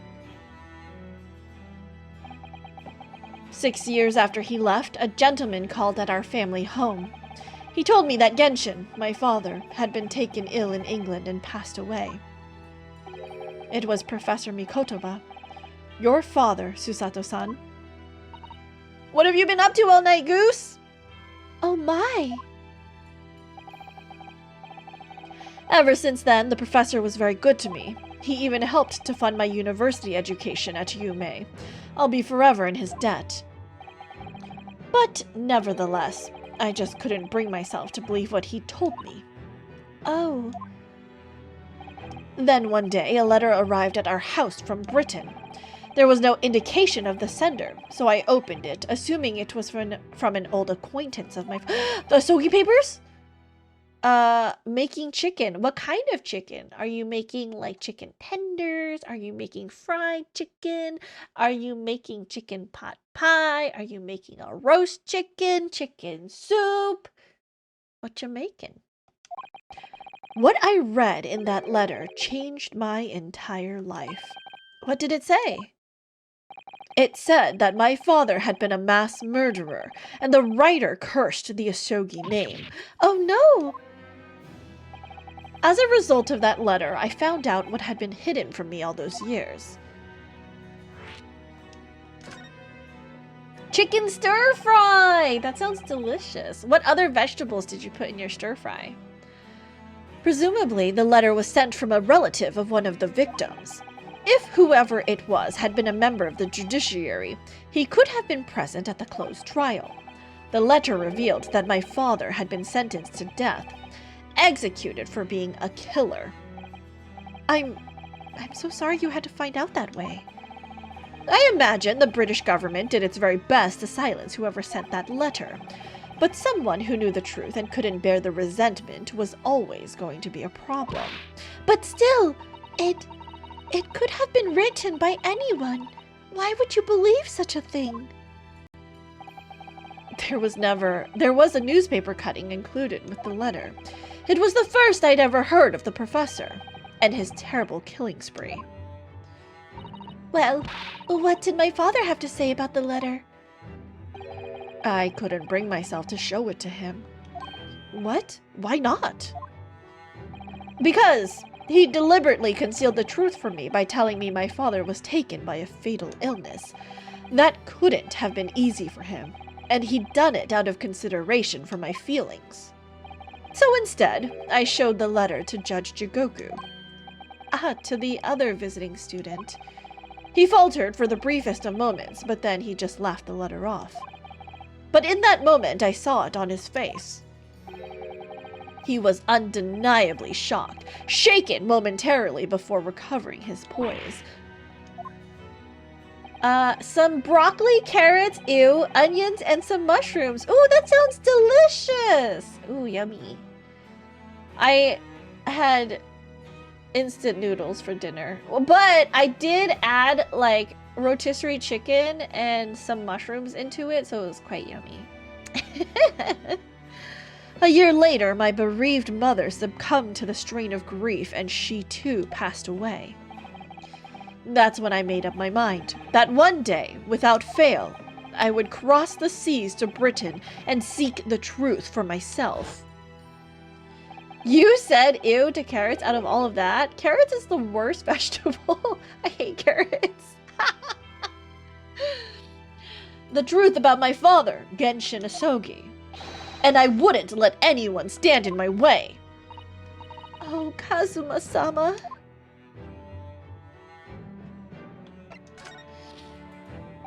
What we learnt today in court turned things completely on their head.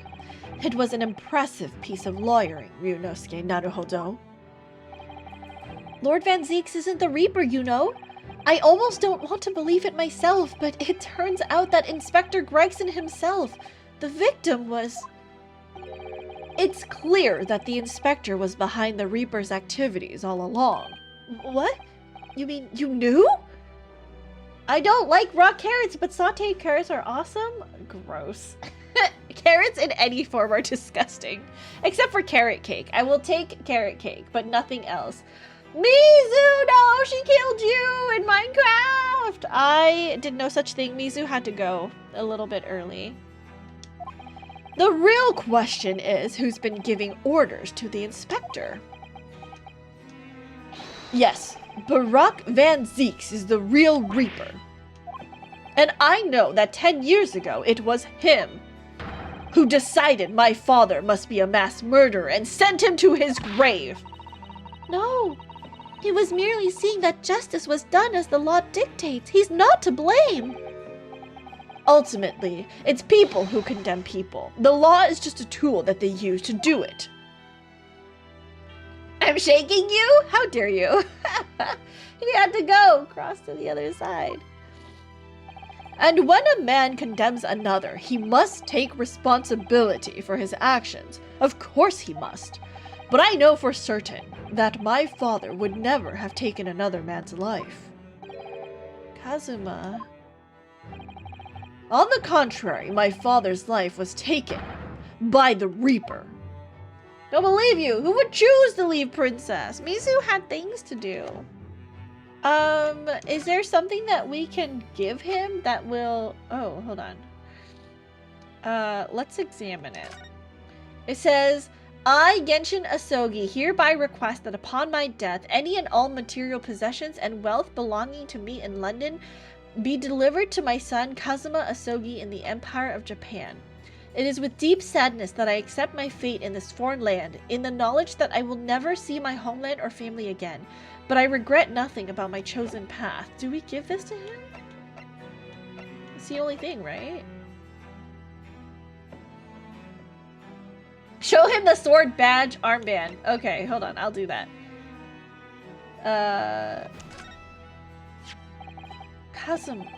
Kazuma, this is your armband. Actually, I think it's yours now. Sorry? There's a stream I'm watching right now that's satisfying my shipping need! Oh, I see. I hope you're enjoying. You're the defense lawyer. You have a talent for it. I've always known that you would. And now you've chosen to take that path in life. As your friend, I couldn't be happier for you, or more proud. Kazuma. So you keep hold of that. Besides, I'm a prosecutor now. That armband would have no meaning for me. Well, if you're sure. Thank you, my friend. That's it? I was throuple watching with 3 windows. Are you pretending that we're all collabing together? Is that what's happening? That's so funny. Okay, what else can I show him? The Yosogi papers. Or the picture. Maybe this one first. Kazuma, what do you make of this? There's only one place where defense lawyers and prosecutors should discuss evidence. The courtroom. Oh, okay. I can't because Princess had to be Seisho? I'm always Seisho. What are you talking about? Okay, he won't... Okay. Maybe this one? No. Okay. Nothing else? Maybe this one? No. Yeah, Princess would never say the F word. I think that's it. Is that everything that we can do? We can't conversate anymore. There's nothing left. Is there anything that we can examine here?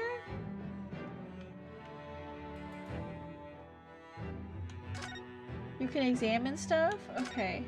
No collapse, Princess. You don't belong in this ship unless a homewrecker storyline would be good. I'm not a homewrecker. I would never be a homewrecker. If someone has a partner already, you know what? That's it. I'm leaving. I'm removing myself from this equation. Lord Van Zeek's fine collection of hollow chalices and bottles all neatly lined up. Yes, he's extremely particular about all that. He has a strict regimen for everything, from the storage of the casks to the bottling of their contents. Gosh, you must be having a really tough time of it being his apprentice. Actually, no. Oh? He's so particular about it all, he refuses to let anybody else touch any of it. Regimen? Where'd my other slipper go? I've been kicking my feet around. Unsay so weird. So it's been quite easy for me, in fact. Talk about weird. Regime? Is that how you say it? Is it regime? 3 syllables, or is it regime? I think it's regime. I'm having connection issues, sorry. No worries, no worries.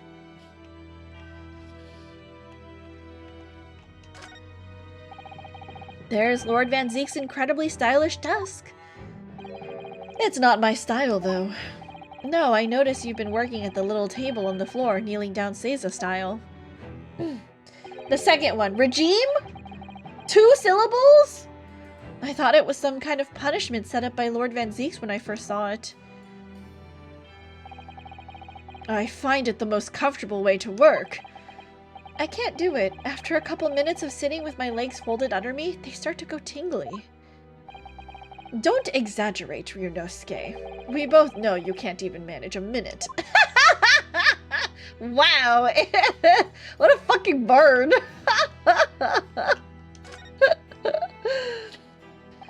Do you know who the man in the portrait is? Why would I? What?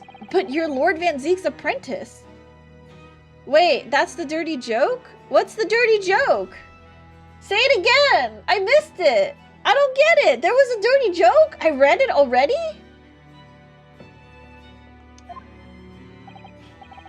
Yes, apprentice, not friend. And during the time I was suffering from amnesia, I didn't even notice that picture. Oh, really? I mean, it's not the smallest picture. I wouldn't have the first idea what the man decorates his office with.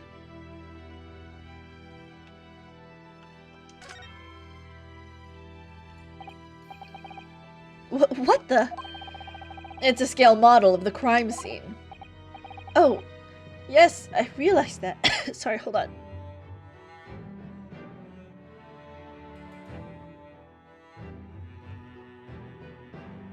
Princess, you're 80 years old. I can't be explaining the birds and the bees to you?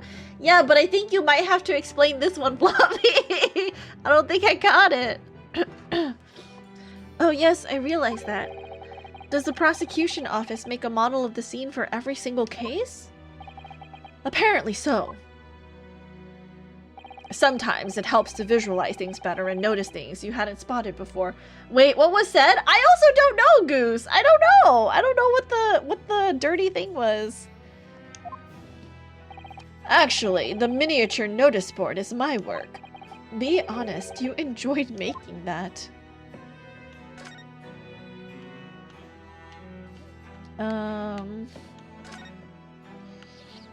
Bats in the corner.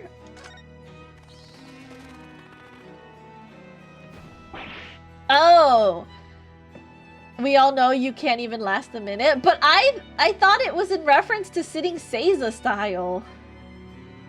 I'm sorry. I was very straightforward and was like, yeah, oh yeah, he means, you know, like sitting at the desk for less than a minute and not, you know. It's a double entendre! I'm sorry, Floppy. I'm sorry. I'm dumb. Things go over my head very frequently. What? You disturbed the bats, did you? Fitting companions of Lord Van Zeek's, wouldn't you say? Actually, I've seen things flying in Lord Strongheart's office, too. Doves, I think. Perhaps you have to like birds to attain rank in the judiciary here. Although bats aren't birds, of course. How about a sparrow for you? What's that supposed to mean? Oh, nothing. Sorry, just thinking out loud. That's not how you were when he said Kazuma said he couldn't get Ryunosuke off. I know, but still. I just, you know, that one was a little bit more direct than the 1 minute one, okay? Like, and like, also, I'm not gonna say it, it's fine. It's fine. Casks floor to ceiling, just like the last time we were here.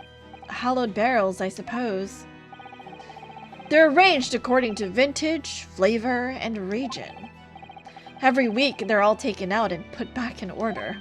What? Every week? Lord Van Zeek's can't seem to settle on the perfect way of arranging them, you see. Vintage, flavor, and region don't neatly coincide, that's the trouble. Gosh, being his apprentice must be a real challenge. Actually, no. No? He considers the task too important to entrust to anybody else, so he does it entirely on his own. So he's a bear of last year and in court then. Say it?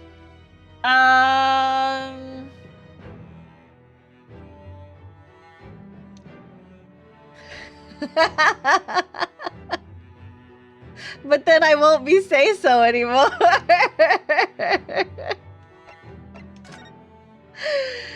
Is this all that we can talk about? There's nothing else? There's nothing else that I can... Because he's just gonna be like, this is evidence in court, and I can't discuss evidence with you. We've left that station long ago. I'm just saying, okay? Lasting too long is not a great quality. That's it. That's all I wanted to say. You don't want to last too long. Okay, sorry. There's nothing else for me to do. Who do I talk to? Where do I go?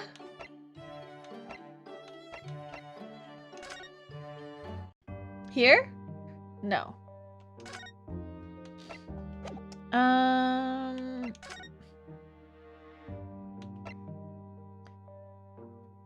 We'll never have to worry about that for Ryunosuke. It's true. Nothing. Honestly true. Sometimes you're just like, can we hurry up? I got shit to do. Okay, not like that though. not like that. But it's just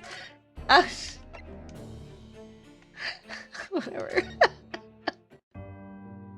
Okay, I'm clicking the wrong place.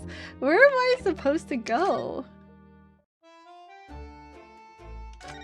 Am I missing something?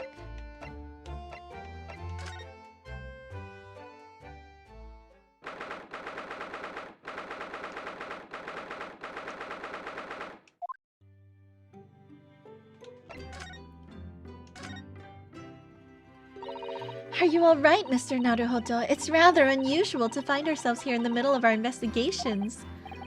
It just occurred to me that I might have forgotten something when we left this morning. Please don't worry. As long as you continue to investigate thoroughly, you won't go far wrong. You won't go far wrong. Oh, yes, of course. I must get back to work as soon as possible. What am I supposed to do?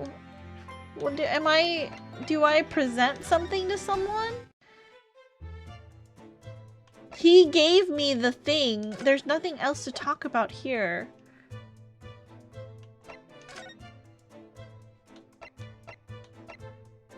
Do I present this to... I can't present anything.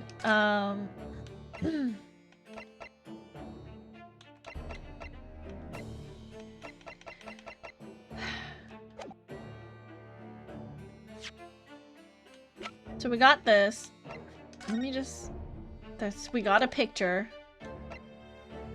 The only thing we've received is the Asogi papers. And we got it from... the guy in the prison. What if we show this to Van Zeeks, maybe?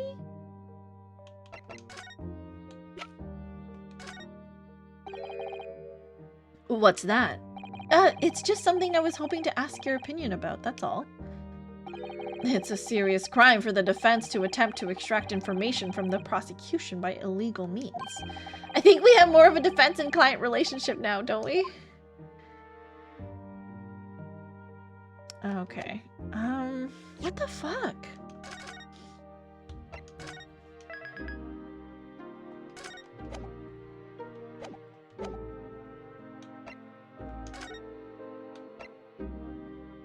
Maybe go back to Fresno room? No, that didn't trigger anything either. We can't do anything in Mr. Vigil's hospital bed. There's no presenting there. The only thing that we just did was the prosecutor's office. We can't... Sholmes' suite... And maybe here? Nothing here. Nothing at the hotel.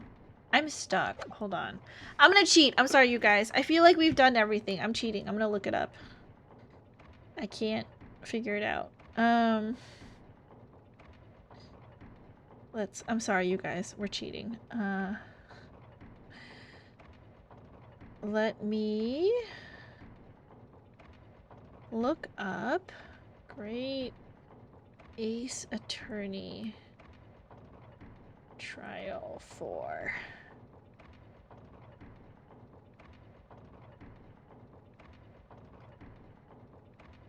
Okay.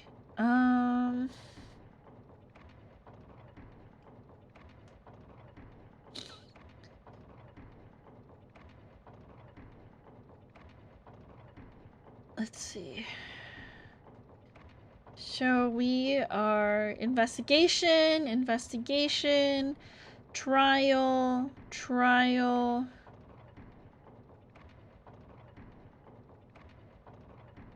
Hold on. This is the first game. That's not right. Great Ace Attorney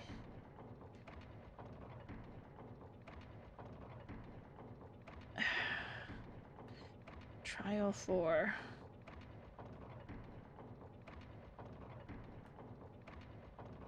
Did something crash or was it just me? No, I'm still here. Can you hear me? Hopefully nothing crashed.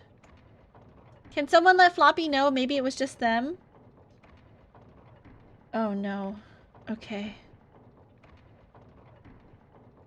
Okay, so...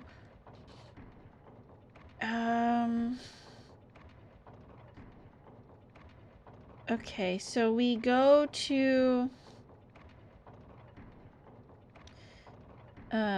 Trial Part 1. And then... we skip this one. We go to this next one. And then we go to Investigation Part 2. Okay. Sorry. I just need to see... Okay, so let's see, what did we do? Sholmes' suite. Lord Chief Justice moved to prison. Moved to Great Waterloo Hotel. We get the photo. Mr. Vigil's hospital bed. Moved to the prison governor's office. Asogi Papers, prosecutor's office. Oh, okay. Autopsy report. Okay. That's what it was. Okay, so... what? It's so strange. Okay, anyways. Sorry guys, I just got stuck. Okay. Welcome back, Floppy!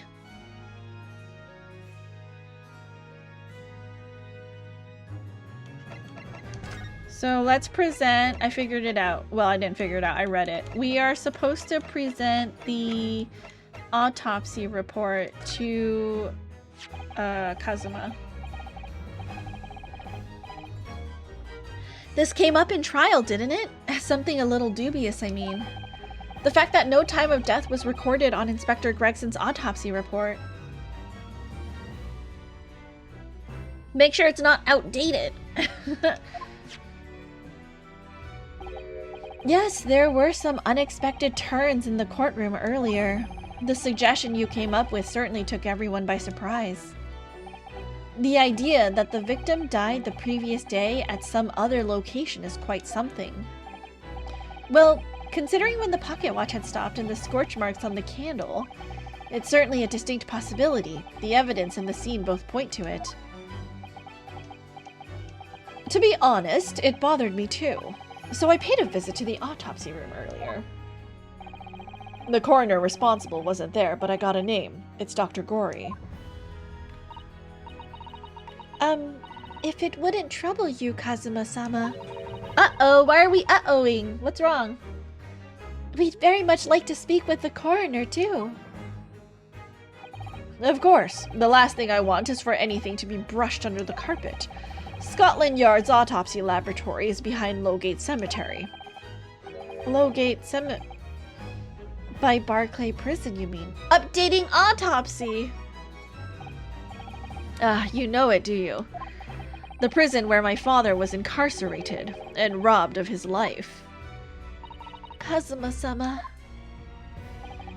Well, thank you. We'll pay a visit to the laboratory later today.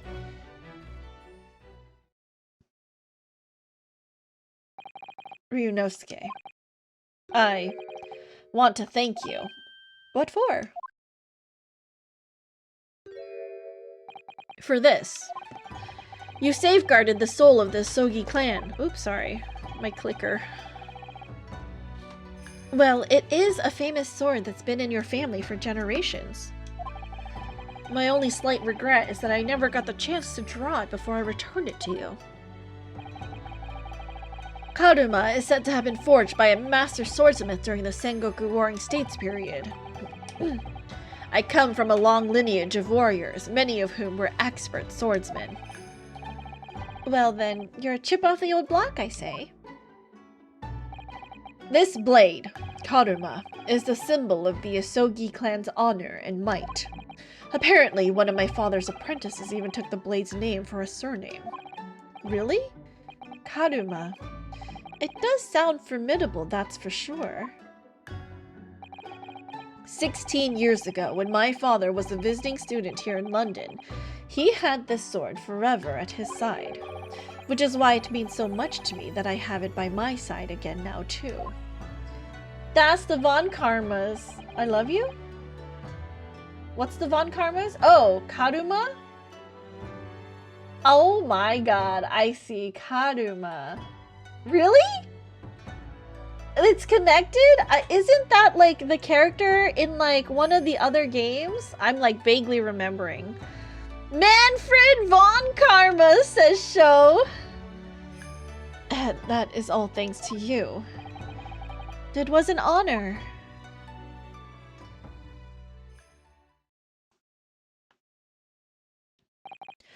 Now, I have preparations to make for tomorrow. Perhaps I said a little too much. Kazuma, you've changed. No, Ryunosuke, I haven't changed at all. It's you who's changed. I can completely understand your resentment of Lord Van Zieks given what happened, but the fact is, those events and this case are, well, unrelated. Is that what you want to say? How can you be so sure? What do you mean? Never mind. That man is the Reaper, and it's for that reason that the inspector was killed. Hi, Chrono! Welcome in! I'm going to prove as much in court tomorrow, by whatever means necessary. The Von Karmas are descended from the people named after this sword. Oh, interesting. Okay, Manfred and Franziska are Go and Mei Karuma. Interesting. Be honest, I do plan on playing the trilogy, the original trilogy, eventually on my channel, because I remember nothing about it. So, don't spoil it, because I have forgotten everything about the game. So, we will play it again, you know, maybe sometime in the next, you know, year or two. Good night, Chrono. Sleep tight. Don't let the bedbugs bite. I can't let you do that, Kazuma. I know you'll do what you have to as a lawyer, but I'm sure I don't need to tell you that I won't be taking any prisoners in the courtroom. I would expect nothing less. After Dangan 3? Just the OG trilogy or the new trilogy too? There's a new trilogy? Oh my god, there's so many games. Probably the OG first. Until tomorrow then, in the Old Bailey. New, but yeah, it's 4 to 6. I see. I have not played those ones at all. Oh look, she's redecorated a little. This place really is creepy, isn't it? Well, being a dead room, it's probably full of the spirits of the dissected. But actually, there's a rather pleasing scent of roses in the air. Well, being a dead room, the coroner probably needs a bold scent like that to mask the odor of death. Iris? Do you think we could change the subject? The OG trilogy plus Apollo Justice and Miles Edgeworth Investigations is all I recommend. Oh, we have the opposite opinion then. 4 can be a bit of a slog, but 5 and 6 are fun. 4 story was kind of a train wreck. Shink, shink, shink. What was that? Oh, you guys can hear. It's fine.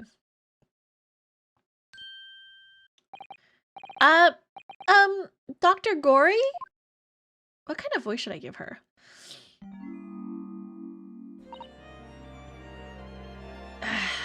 I don't know. I don't have any more voices. I'll do maybe like a goth voice. I don't know what a goth sounds like. What? That noise before. I was sharpening my tools. I'd be dead meat if I didn't keep a perfectly keen edge on them. Right. When following the collagen fibers in the dermis, an expertly sharpened scalpel cuts like cheese. Would you like a demonstration? Oh yes, please, I'd love to see. Then, I think you'll do nicely. Huh? No, I wouldn't do nicely at all. I mean, maybe some other time. Was that a tut? Well, we came here to ask questions, so... She's talking about the package of cheese I just finished. Breathy voice. Oh, I don't think I gave her a breathy voice at all. We actually have met before. I'm a lawyer, if you remember. You're not dead yet. What? So Mama said I wasn't to cut you open. She's so strict about things like that. Oh, well, good. Dr. Scythe has some scruples, at least. The mechanic introduced for Apollo annoyed the crap out of me, but I like the new characters in the later games, and the callback to Edgeworth and Maya in 6. She's a baby serial killer! It's true, she's me! Oh dear, it looks like she's not interested in talking to us. For the time being, anyway.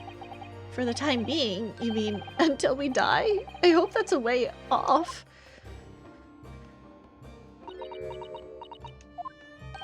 Sorry, but I wasn't planning on dying anytime soon. Surely there's some less drastic way of making her listen.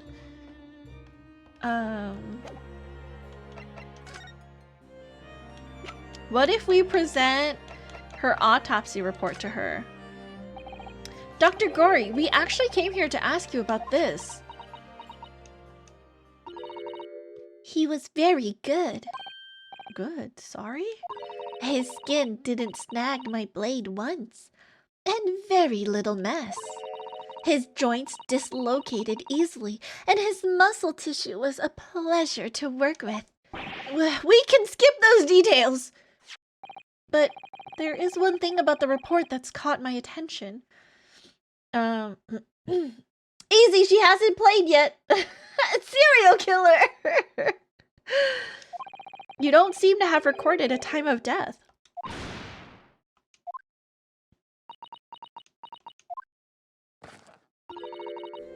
That's not my fault! Oh, that made me jump. Then please tell us what happened.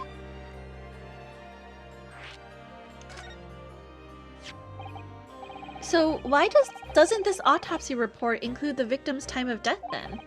It's really the most crucial detail. I was told not to write it. What? By whom? Male Strongheart, the Lord Chief Justice. He came here. Lord Strongheart came?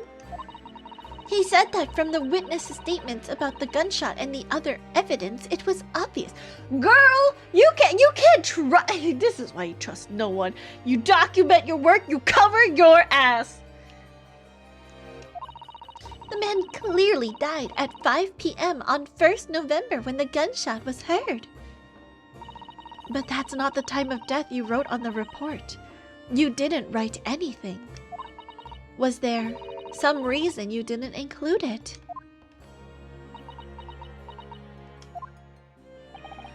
Dr. Gory, if you're hiding something under Lord Strongheart's instructions, then sooner or later, you're going to go the same way as your mother.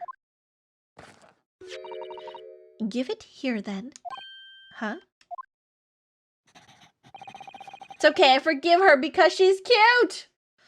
What's she scribbling so furiously? There. You've written it. What? What's she written? Tell us. Indeterminate. Wow! Incredible! What a lie! What a bold-faced lie! But... Incredible. Hold on, let's take a look.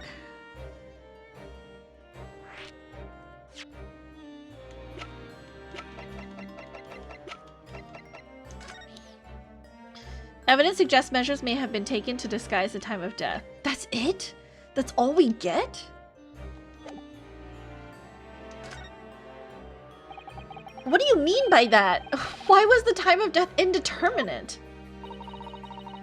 It just means Strongheart told her to lie by omission, the worst kind of lie. When the specimen was brought in, it was still fresh. So the time of death could easily have coincided with when the gunshot was heard. But there was one small discrepancy. What discrepancy? There was some fried fish in the pocket of the specimen's overcoat. And that fish had started to rot. What? If the victim liked fried fish, he presumably liked to eat it before it went off. Well, yes. What are you really trying to say? It's possible that someone tried to manipulate the apparent time of death. Manipulate the... Is that even possible to do? Theoretically, if you were to chill the body in ice, you could delay the onset of putrefaction. And if the overcoat wasn't on the body at the time, then only the fish would have started to rot. With today's science, it's not yet possible to determine if the body was chilled or not. But today's science is advanced enough to let you freeze a corpse, it seems. Small discrepancy? I know, right? Ugh, this is so frustrating. But surely, to chill a corpse like that would require an enormous electrical refrigerator. And I don't imagine many households in London are equipped with such a device. No, definitely not. But maybe in a factory or some other special places? I don't recall seeing any factories or such like on Fresno Street, though. I wonder if the inspector's body had been chilled somehow. What might the actual time of death have been? I couldn't say for sure. But at the most, it might have been a day earlier. No! In other words, it would corroborate your previous deduction, Mr. Naruhodo. That Inspector Gregson was killed a day before his body was discovered, at a different location. Did you inform Lord Strongheart of this possibility? He simply said that there were no electrical refrigerators of that size in the vicinity. Wow. That, helped nothing. Oh, yes, one other thing. It's something the governor of Barclay Prison told us. He said that your mother, Dr. Scythe, was responsible for confirming the death of the professor after his execution. The professor? Apparently, you always enjoyed listening to your mother's stories about her work, so we were wondering if you might know something about what happened 10 years ago? That's not all Mama did. Sorry? My mama carried out the autopsy of Clint Van Zeeks as well. What? Really? The brother of Lord Van Zeeks, the professor's final victim. The idea of carrying out an autopsy on a member of the aristocracy was completely unthinkable back then. But the detective in charge of the investigation insisted, and it was miraculously authorized. The watery eyes get me. That detective being Inspector Gregson, of course. Can you guys tell the difference between my Susato voice and my Maria voice? Is there a difference? Do you guys hear it? I'm trying to make it different, but I don't know if it's different. Quite an accomplishment for one man. That autopsy provided the vital clue needed to arrest the killer. And Mama was there for that historic event. What does all that mean? You know, that amazing autopsy happened right here in this very room. Maybe put some Japanese enunciation on Susato's? I have no idea how to do that. The professor and Clint Van Zeeks. They both spent their final moments before their burial on that dissection table there. So this lab, Mama's lab, was instrumental in some of the country's most important events.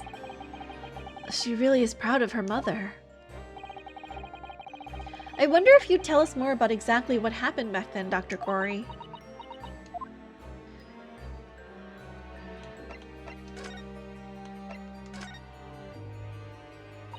The professor's execution was Mama's first big case.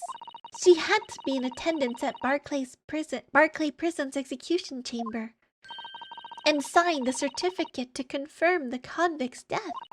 Mama is the best coroner in the world, you know. I was so proud of her. But the execution didn't actually take place. No, and worse still, Mama actually helped with the jailbreak.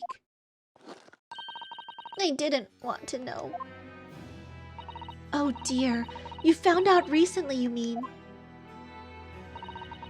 I believed in her, in Mama, but now I wonder if I'm starting down the same path as her.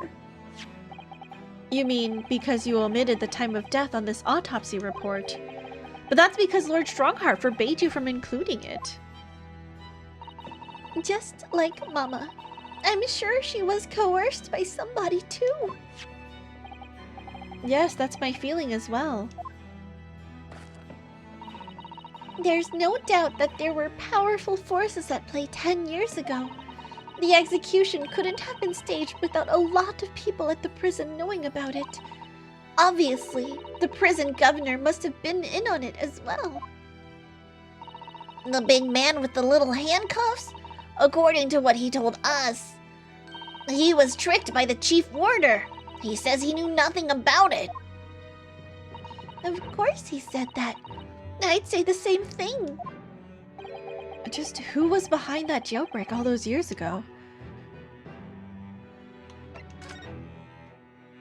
You mentioned the autopsy of Clint Van Zieks. It was at the time when carrying out autopsies of murder victims was very unusual.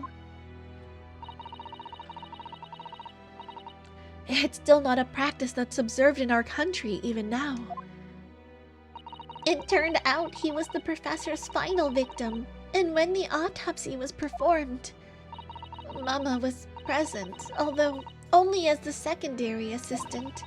The person leading the procedure was called Dr. John H. Wilson. That's right, my daddy!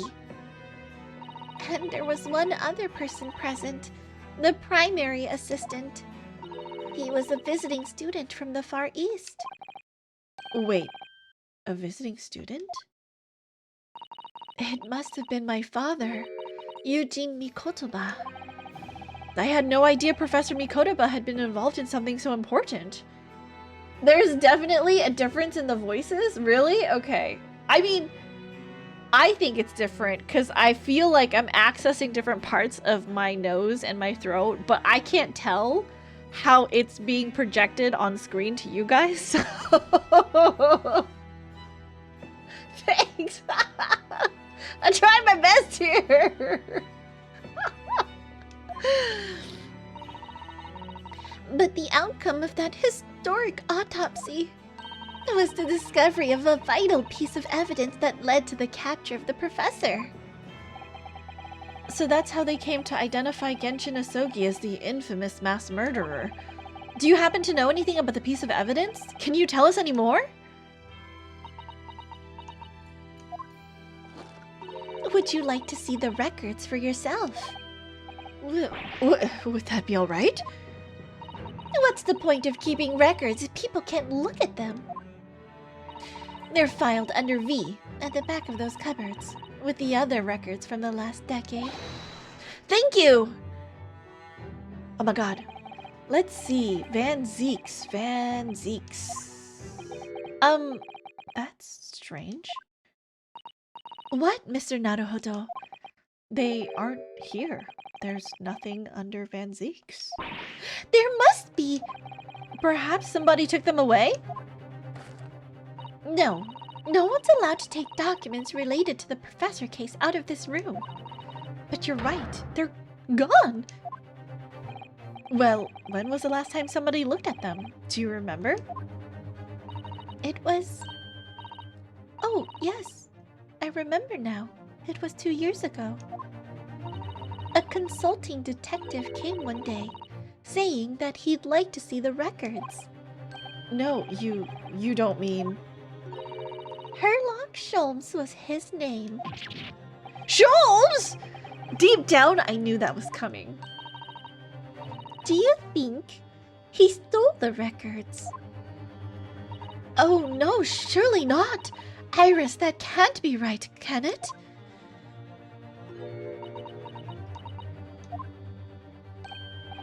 Iris? Uh-oh. Uh-oh, Sholmes, you got some splaining to do. Bruno? I hope you don't mind, but What is it, Iris? I've just remembered something very important I have to do. Suspicious. I'm going to have to leave you now. Oh, this is very sudden, Iris. Well, we'll come with you then. Oh, no. There's no need. You and Bruno can take your time here. Bye for now, then. Good luck. Oh, suspicious. Wait a minute, little girl. Huh? Me? I remember now. You've been here before, haven't you? Have you, Iris? Yes, 2 years ago when that detective came. You were with him, weren't you? You were a living specimen then, too. That's so creepy. That's the way it usually works, yes. Was I? I really don't remember. Anyway, sorry, but I must dash. Wait, Iris. I'll brew up a pot for you when you get home. I don't like doing Iris's voice. It's very hard on my throat.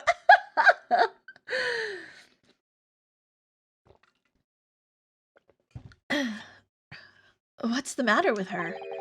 She's behaving really strangely all of a sudden. Well, in that case, we won't keep you any longer either. It's been quite a while since I had any visitors. This was really fun. But next time you come, I'd prefer it if you were ready for dissection. I can't make any promises, sorry. But that's your real voice? It's what Mizu thinks my real voice is. It's a bit strange that the records of Clint Van Zeek's autopsy have disappeared, but I think we've asked all we came to ask now. Okay, we can't do anything else. Back to Sholmes's! Sweet, right? Surely. No?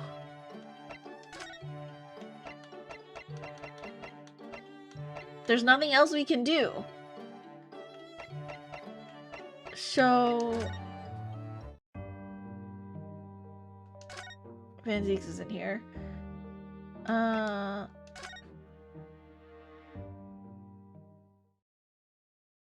okay. This is new. Something new? Something's happening? Hello, MT, welcome in. The police are still busily investigating in here then. But Gina's nowhere to be seen. Where is she? Yes, it has been blissfully quiet, hasn't it? Perhaps she's out investigating on her own, practicing what her boss taught her. Well, I expect she'll be back before too long. Shall we wait? Actually, there's something different about this room since the last time we were here, isn't there? We could always use the time to investigate more thoroughly. Is there something different? This? No. No. This table? The photograph of Mrs. Vigil. Realizing the identity of this lady was a very great clue to exposing Mr. Gossip's true identity. He obviously loves his wife very dearly, which is why he felt he couldn't tell her the truth. The transformation was incredible, wasn't it? Just from that big twisted lip? Yes, he went to extraordinary efforts to play the part of Huge Boone convincingly. Although, it didn't really seem like it was much of an effort to me. Now you say it, I have to agree. It's almost as if that was Mr. Vigil's true character. People really are hard to fathom at times. Okay, is it this? This little trunk wasn't here before, was it? Oh, it appears to be made of metal. It must be very heavy. I wonder to whom it belongs.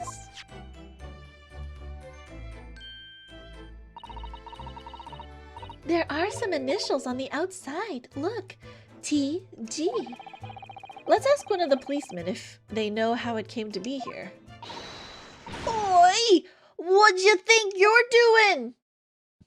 Oh, it's Gina. That's my trunk, that is. Hands off! Gina! Where were you hiding? I don't know. You leave something unattended for a few seconds and every Tom, Dick, and Harry's got his greedy eyes on it. Just a wild guess, Gina, but What? Spit it out, Odo! is it fair to say that you've only owned that trunk since this morning's trial? What? What are you trying to say? TG? Textbook of grammar? Come on, this trunk goes with me everywhere. Always has. Where have you been the last year? Trying not to incur your wrath, mainly.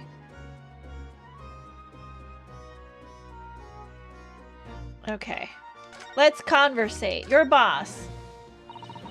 You should hear them talking at the yard now. They should be ashamed of themselves. They're saying that it was the boss who killed all them bludgers. You mean the whole Reaper thing? Yeah. Apparently, the boss was investigating stuff that no one else at the yard knew nothing about. Stuff to do with all them criminals what got off scot-free. Yes, the ones prosecuted by Lord Van Zeeks who used bribery and corruption to evade conviction. Well then, obviously it was that bloomin' Reaper giving the orders, weren't it?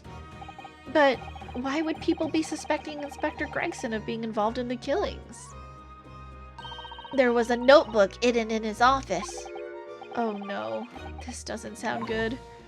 It had details about all the crimes that have been pegged as the Reaper's work. What? No. Did you see it, Gina? Did you see that notebook? They wouldn't flamin' let me, 'cause I'm just an apprentice apparently. But it was me who found it, and it was my boss. That's right. I was pretty miffed about it, so I sneaked a peek at what it said anyway. Oh, that's our Gina. Wow, British gang who shanks people before Drinking people, interesting. Drinking tea, I mean. Drinking people is a very interesting phrase. So you managed to see what was written in Gregson's secret notebook anyway, did you? Way I see it, it's my right to read what he wrote. And what had he written, Gina? Dates, times, places, names, an whole long list of them.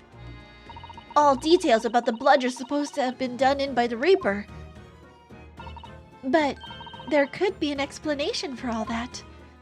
Perhaps it was a record of the inspector's investigations into the Reaper's activities. Exactly! That's what I said! That's the first thing you think, right? As it happens, it was full of names I recognized anyway.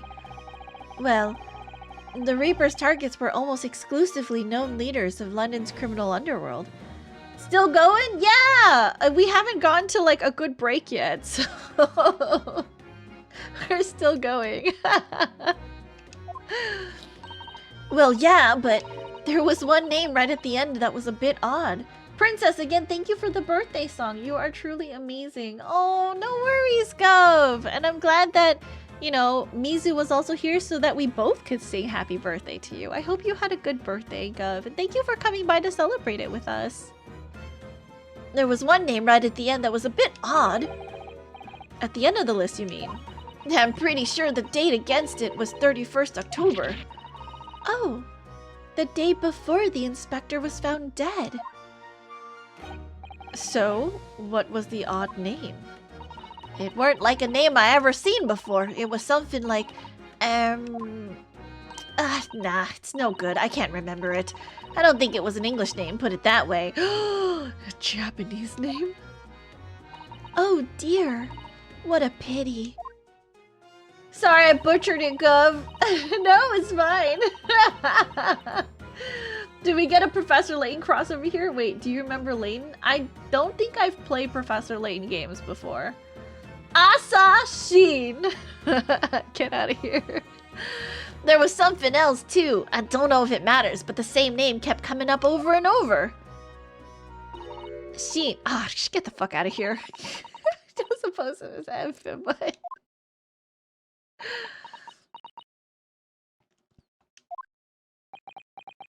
That was amazing. No apology needed. Neezy, you missed the dirty joke. Yeah, apparently you missed the dirty joke. Did you say Sheen? Eh?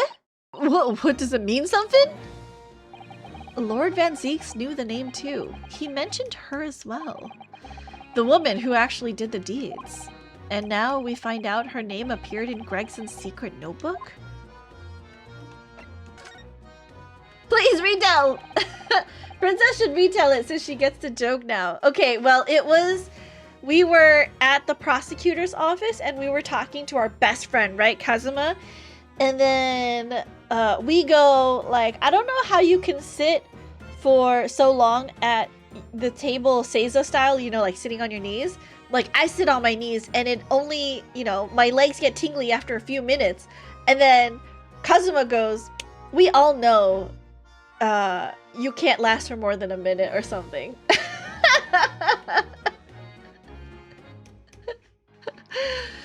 We haven't seen you for a little while, have we, Gina?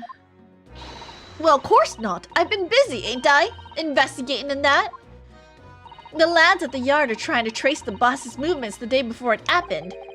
The day before? That would be the undercover investigation into the Red-Headed League, then.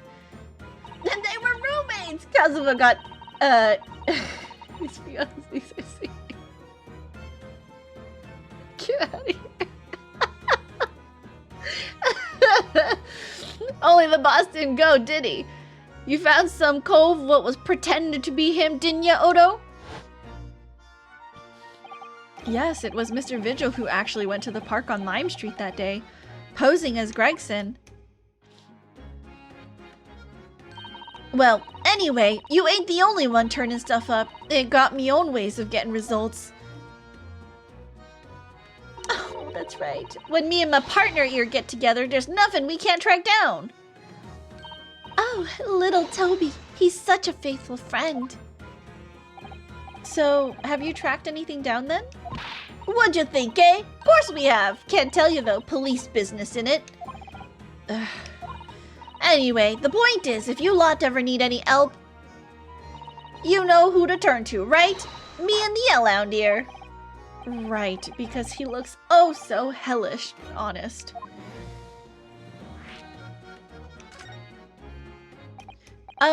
Gina, about your hellhound there. Chief Inspector Toby, you mean? He's the pride of the force, he is. In Japanese, police dog means something quite different and not altogether nice to those involved in crime. But here in Britain, it's a wonderful compliment, it seems, for a canine at least. The dog is the mastermind, not strong. Get out of here. It should be. After all, in the general exhibition case the other day, it was Toby here who managed to locate Drebber's workshop. Maybe it's time for another demonstration of what the super dog can do, eh? Do we have something the Chief Inspector could catch the scent of? I wonder. Oh, It would be this, right? Because if it doesn't smell, if it smells like someone who's still alive. Take that! Is this wrong? Well, Chief Inspector Toby, if you wouldn't mind having a sniff of this. Sniff, sniff, sniff, sniff, sniff, sniff, sniff, sniff, sniff, sniff, sniff, sniff, sniff, sniff, sniff, woof, woof, woof. The Chief Inspector said woof to that, Odo. Yes, I heard. I think perhaps that particular item didn't excite him very much. Oh, okay, so not that. Ain't you got nothing else? I'll have a think. Let's save. He's the true assassin, a lady killer. I fucking hate how much I laughed at that stupid thing. Okay. Can we fast forward through this? No, we can't. Okay.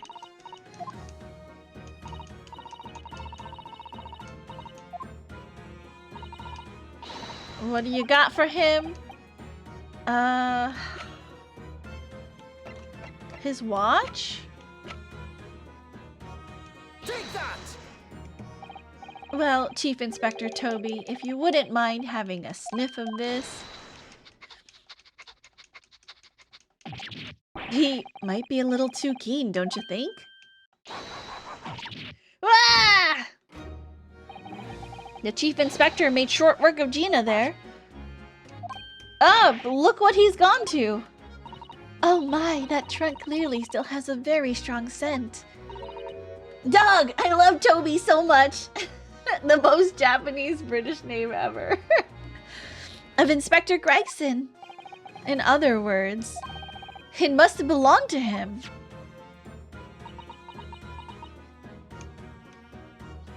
Oh, all right. It's a fair cop, I suppose. And you nearly got away with it, too.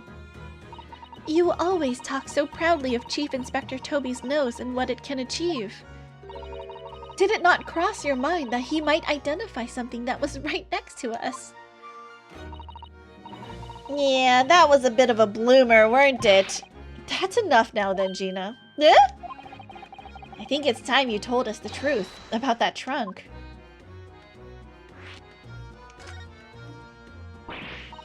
It weren't like that! It just weren't! What are you talking about? I know what's going through that head of yours, but that ain't what happened! Alright then, what did happen? Well, like I said before, we were trying to trace the boss's movements.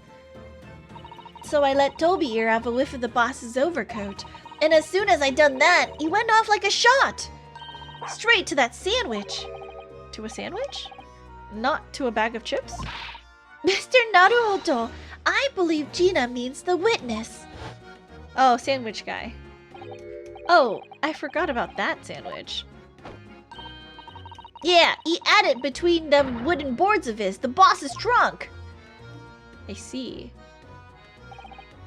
You mean when they heard the sound like a gunshot and all piled in here? Exactly! He nabbed it from the scene! Goodness. Me and the Chief Inspector gave that sandwich a good grilling, and you know what he said? I thought it might fetch a good price and the chap wouldn't be needing it anymore, so... But that's all I did! Nothing more. Would you and Adam leave the cheek of it, eh? Stealing the dead boss's stuff to flog! So, Miss Venus wasn't the only one to meddle with the scene of the crime then. How could they? So anyway, that's how it happened. And it's a pretty decent trunk, so I figured I might as well make use of it. Is there something wrong with that, eh? Well? Maybe you and Mr. Sandwich should try to find the answer to that question together.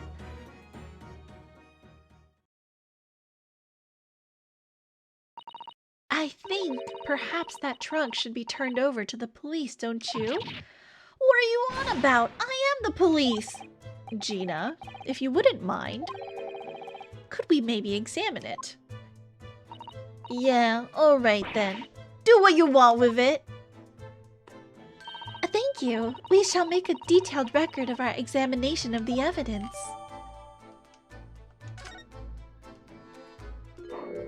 Whoa! What's the matter, Toby? Why is he acting so aggressively towards me all of a sudden?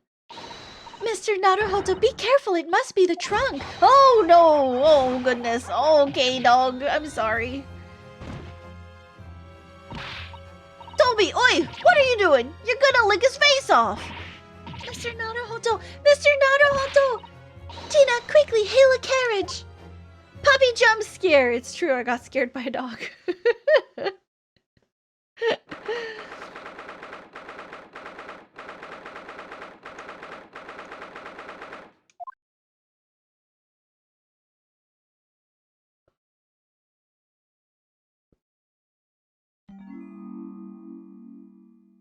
That's real quick.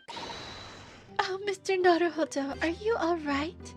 Let's take a look at this real quick. Oh, there's a gash. Have you seen this huge gash across the side of the trunk here? It's gone right through the leather and into the metal behind. Gosh, for a metal chest like this to have been so badly damaged. Whatever made the gash must have struck the side of the trunk with considerable force. I wonder how it happened. Blood? Look at this dark stain here. Do you think... Yes, I'm afraid so. I think it's blood. Ugh, I knew you were going to say that. So that presumably means that this was present at the scene when Inspector Gregson... Or, sorry, wrong voice. That this was present at the scene when Inspector Gregson was killed. It's the most logical conclusion, yes. To think Gina's been carrying this around with her? If you didn't know any better, I suppose it does look like a grease stain from all the fish and chips. It looks like there's something poking out. I guess that's it though. I can't find anything out of place. Let's have a look inside.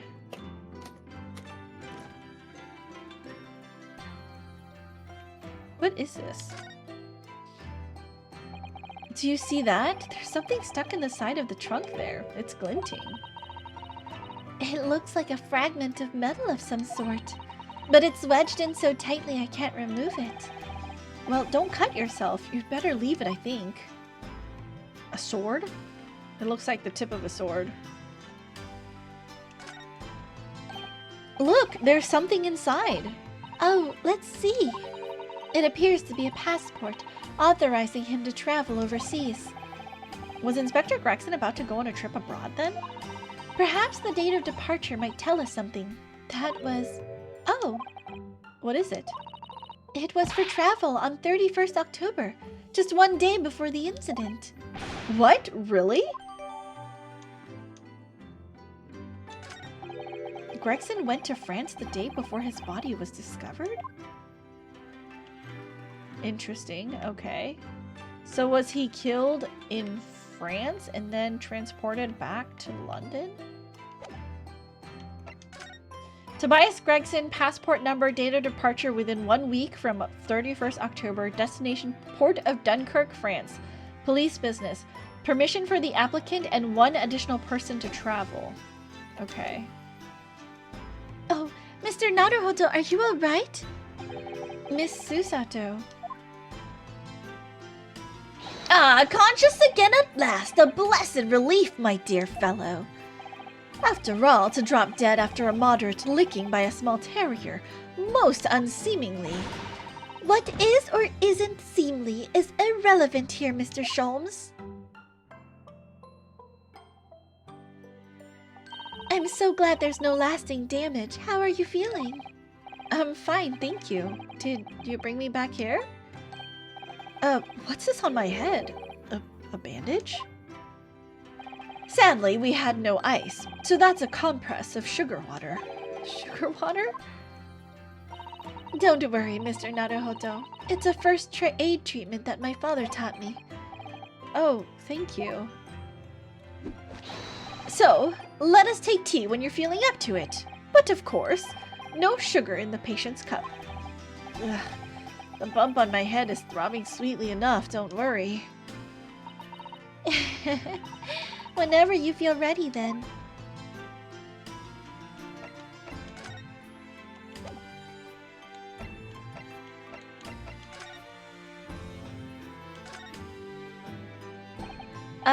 Thank you for your concern, Mr. Sholmes.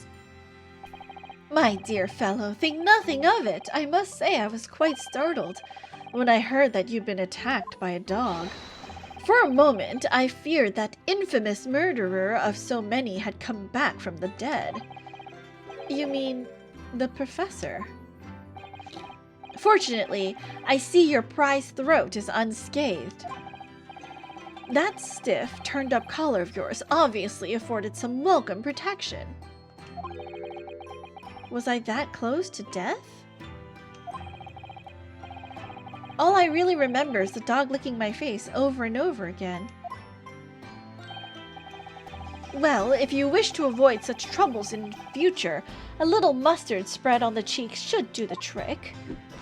I should think that would balance the sweetness of your bandage rather splendidly. Oh, I don't know how much more we have investigating to do, but it's like 11. I think we're gonna call it here. I'm actually really tired. And I want to finish my dinner that has gotten really cold. And it's just bloated noodles now. But I think I will wrap up here, and then next week when Mizu, or I don't know if we're gonna be streaming next week. I gotta figure that out, guys. I'm sorry. I don't know if we'll be streaming, but I'll post the schedule this Saturday. Ha, you decide. Go eat, you freak. Thank you so much, Princess. Of course. Episodes 4 and 5 are pretty long. Yeah, so we'll finish up whenever I get a chance to schedule it again. I'll message Mizu later to figure out, because Mizu, you said you don't have the 24th off, right? Because I think I do have work off that day, so like I could start like way earlier, but I don't know. We'll see. Thank you guys for coming out and hanging out with me. You know, thanks for coming to hang out with me and Mizu. Let's see who we can raid into for the rest of the evening. Who is on right now that we could raid into? Have a wonderful night, Princess. Thank you, Zero. You as well. Okay, let's see. We do have the Fin Fam. Eldest is playing TCG.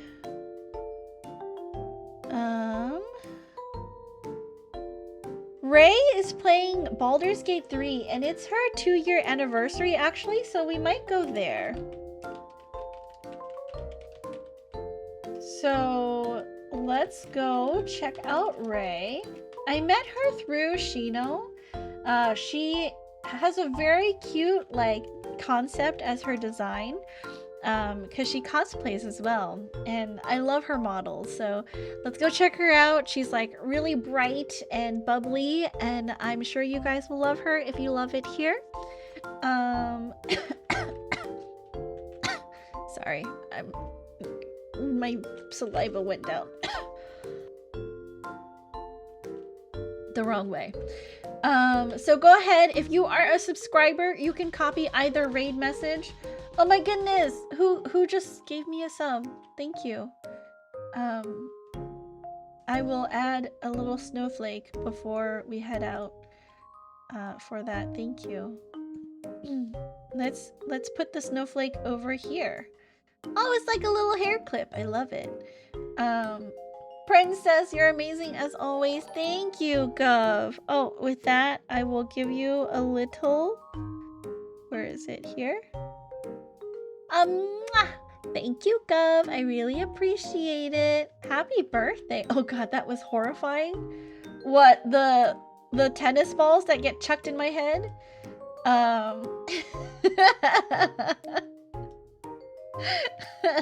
Alright, we're going over to Ray's stream now. As always, you guys, please be happy, please be healthy, but most of all, the giant snowflake that replaced your eyes. Oh yeah, I mean it happens when I have to adjust the prop. Please be healthy, please be happy, but most of all, please be kind. Be kind to others, because you never know what a smile, hug, or hello can do for someone who's having a bad day.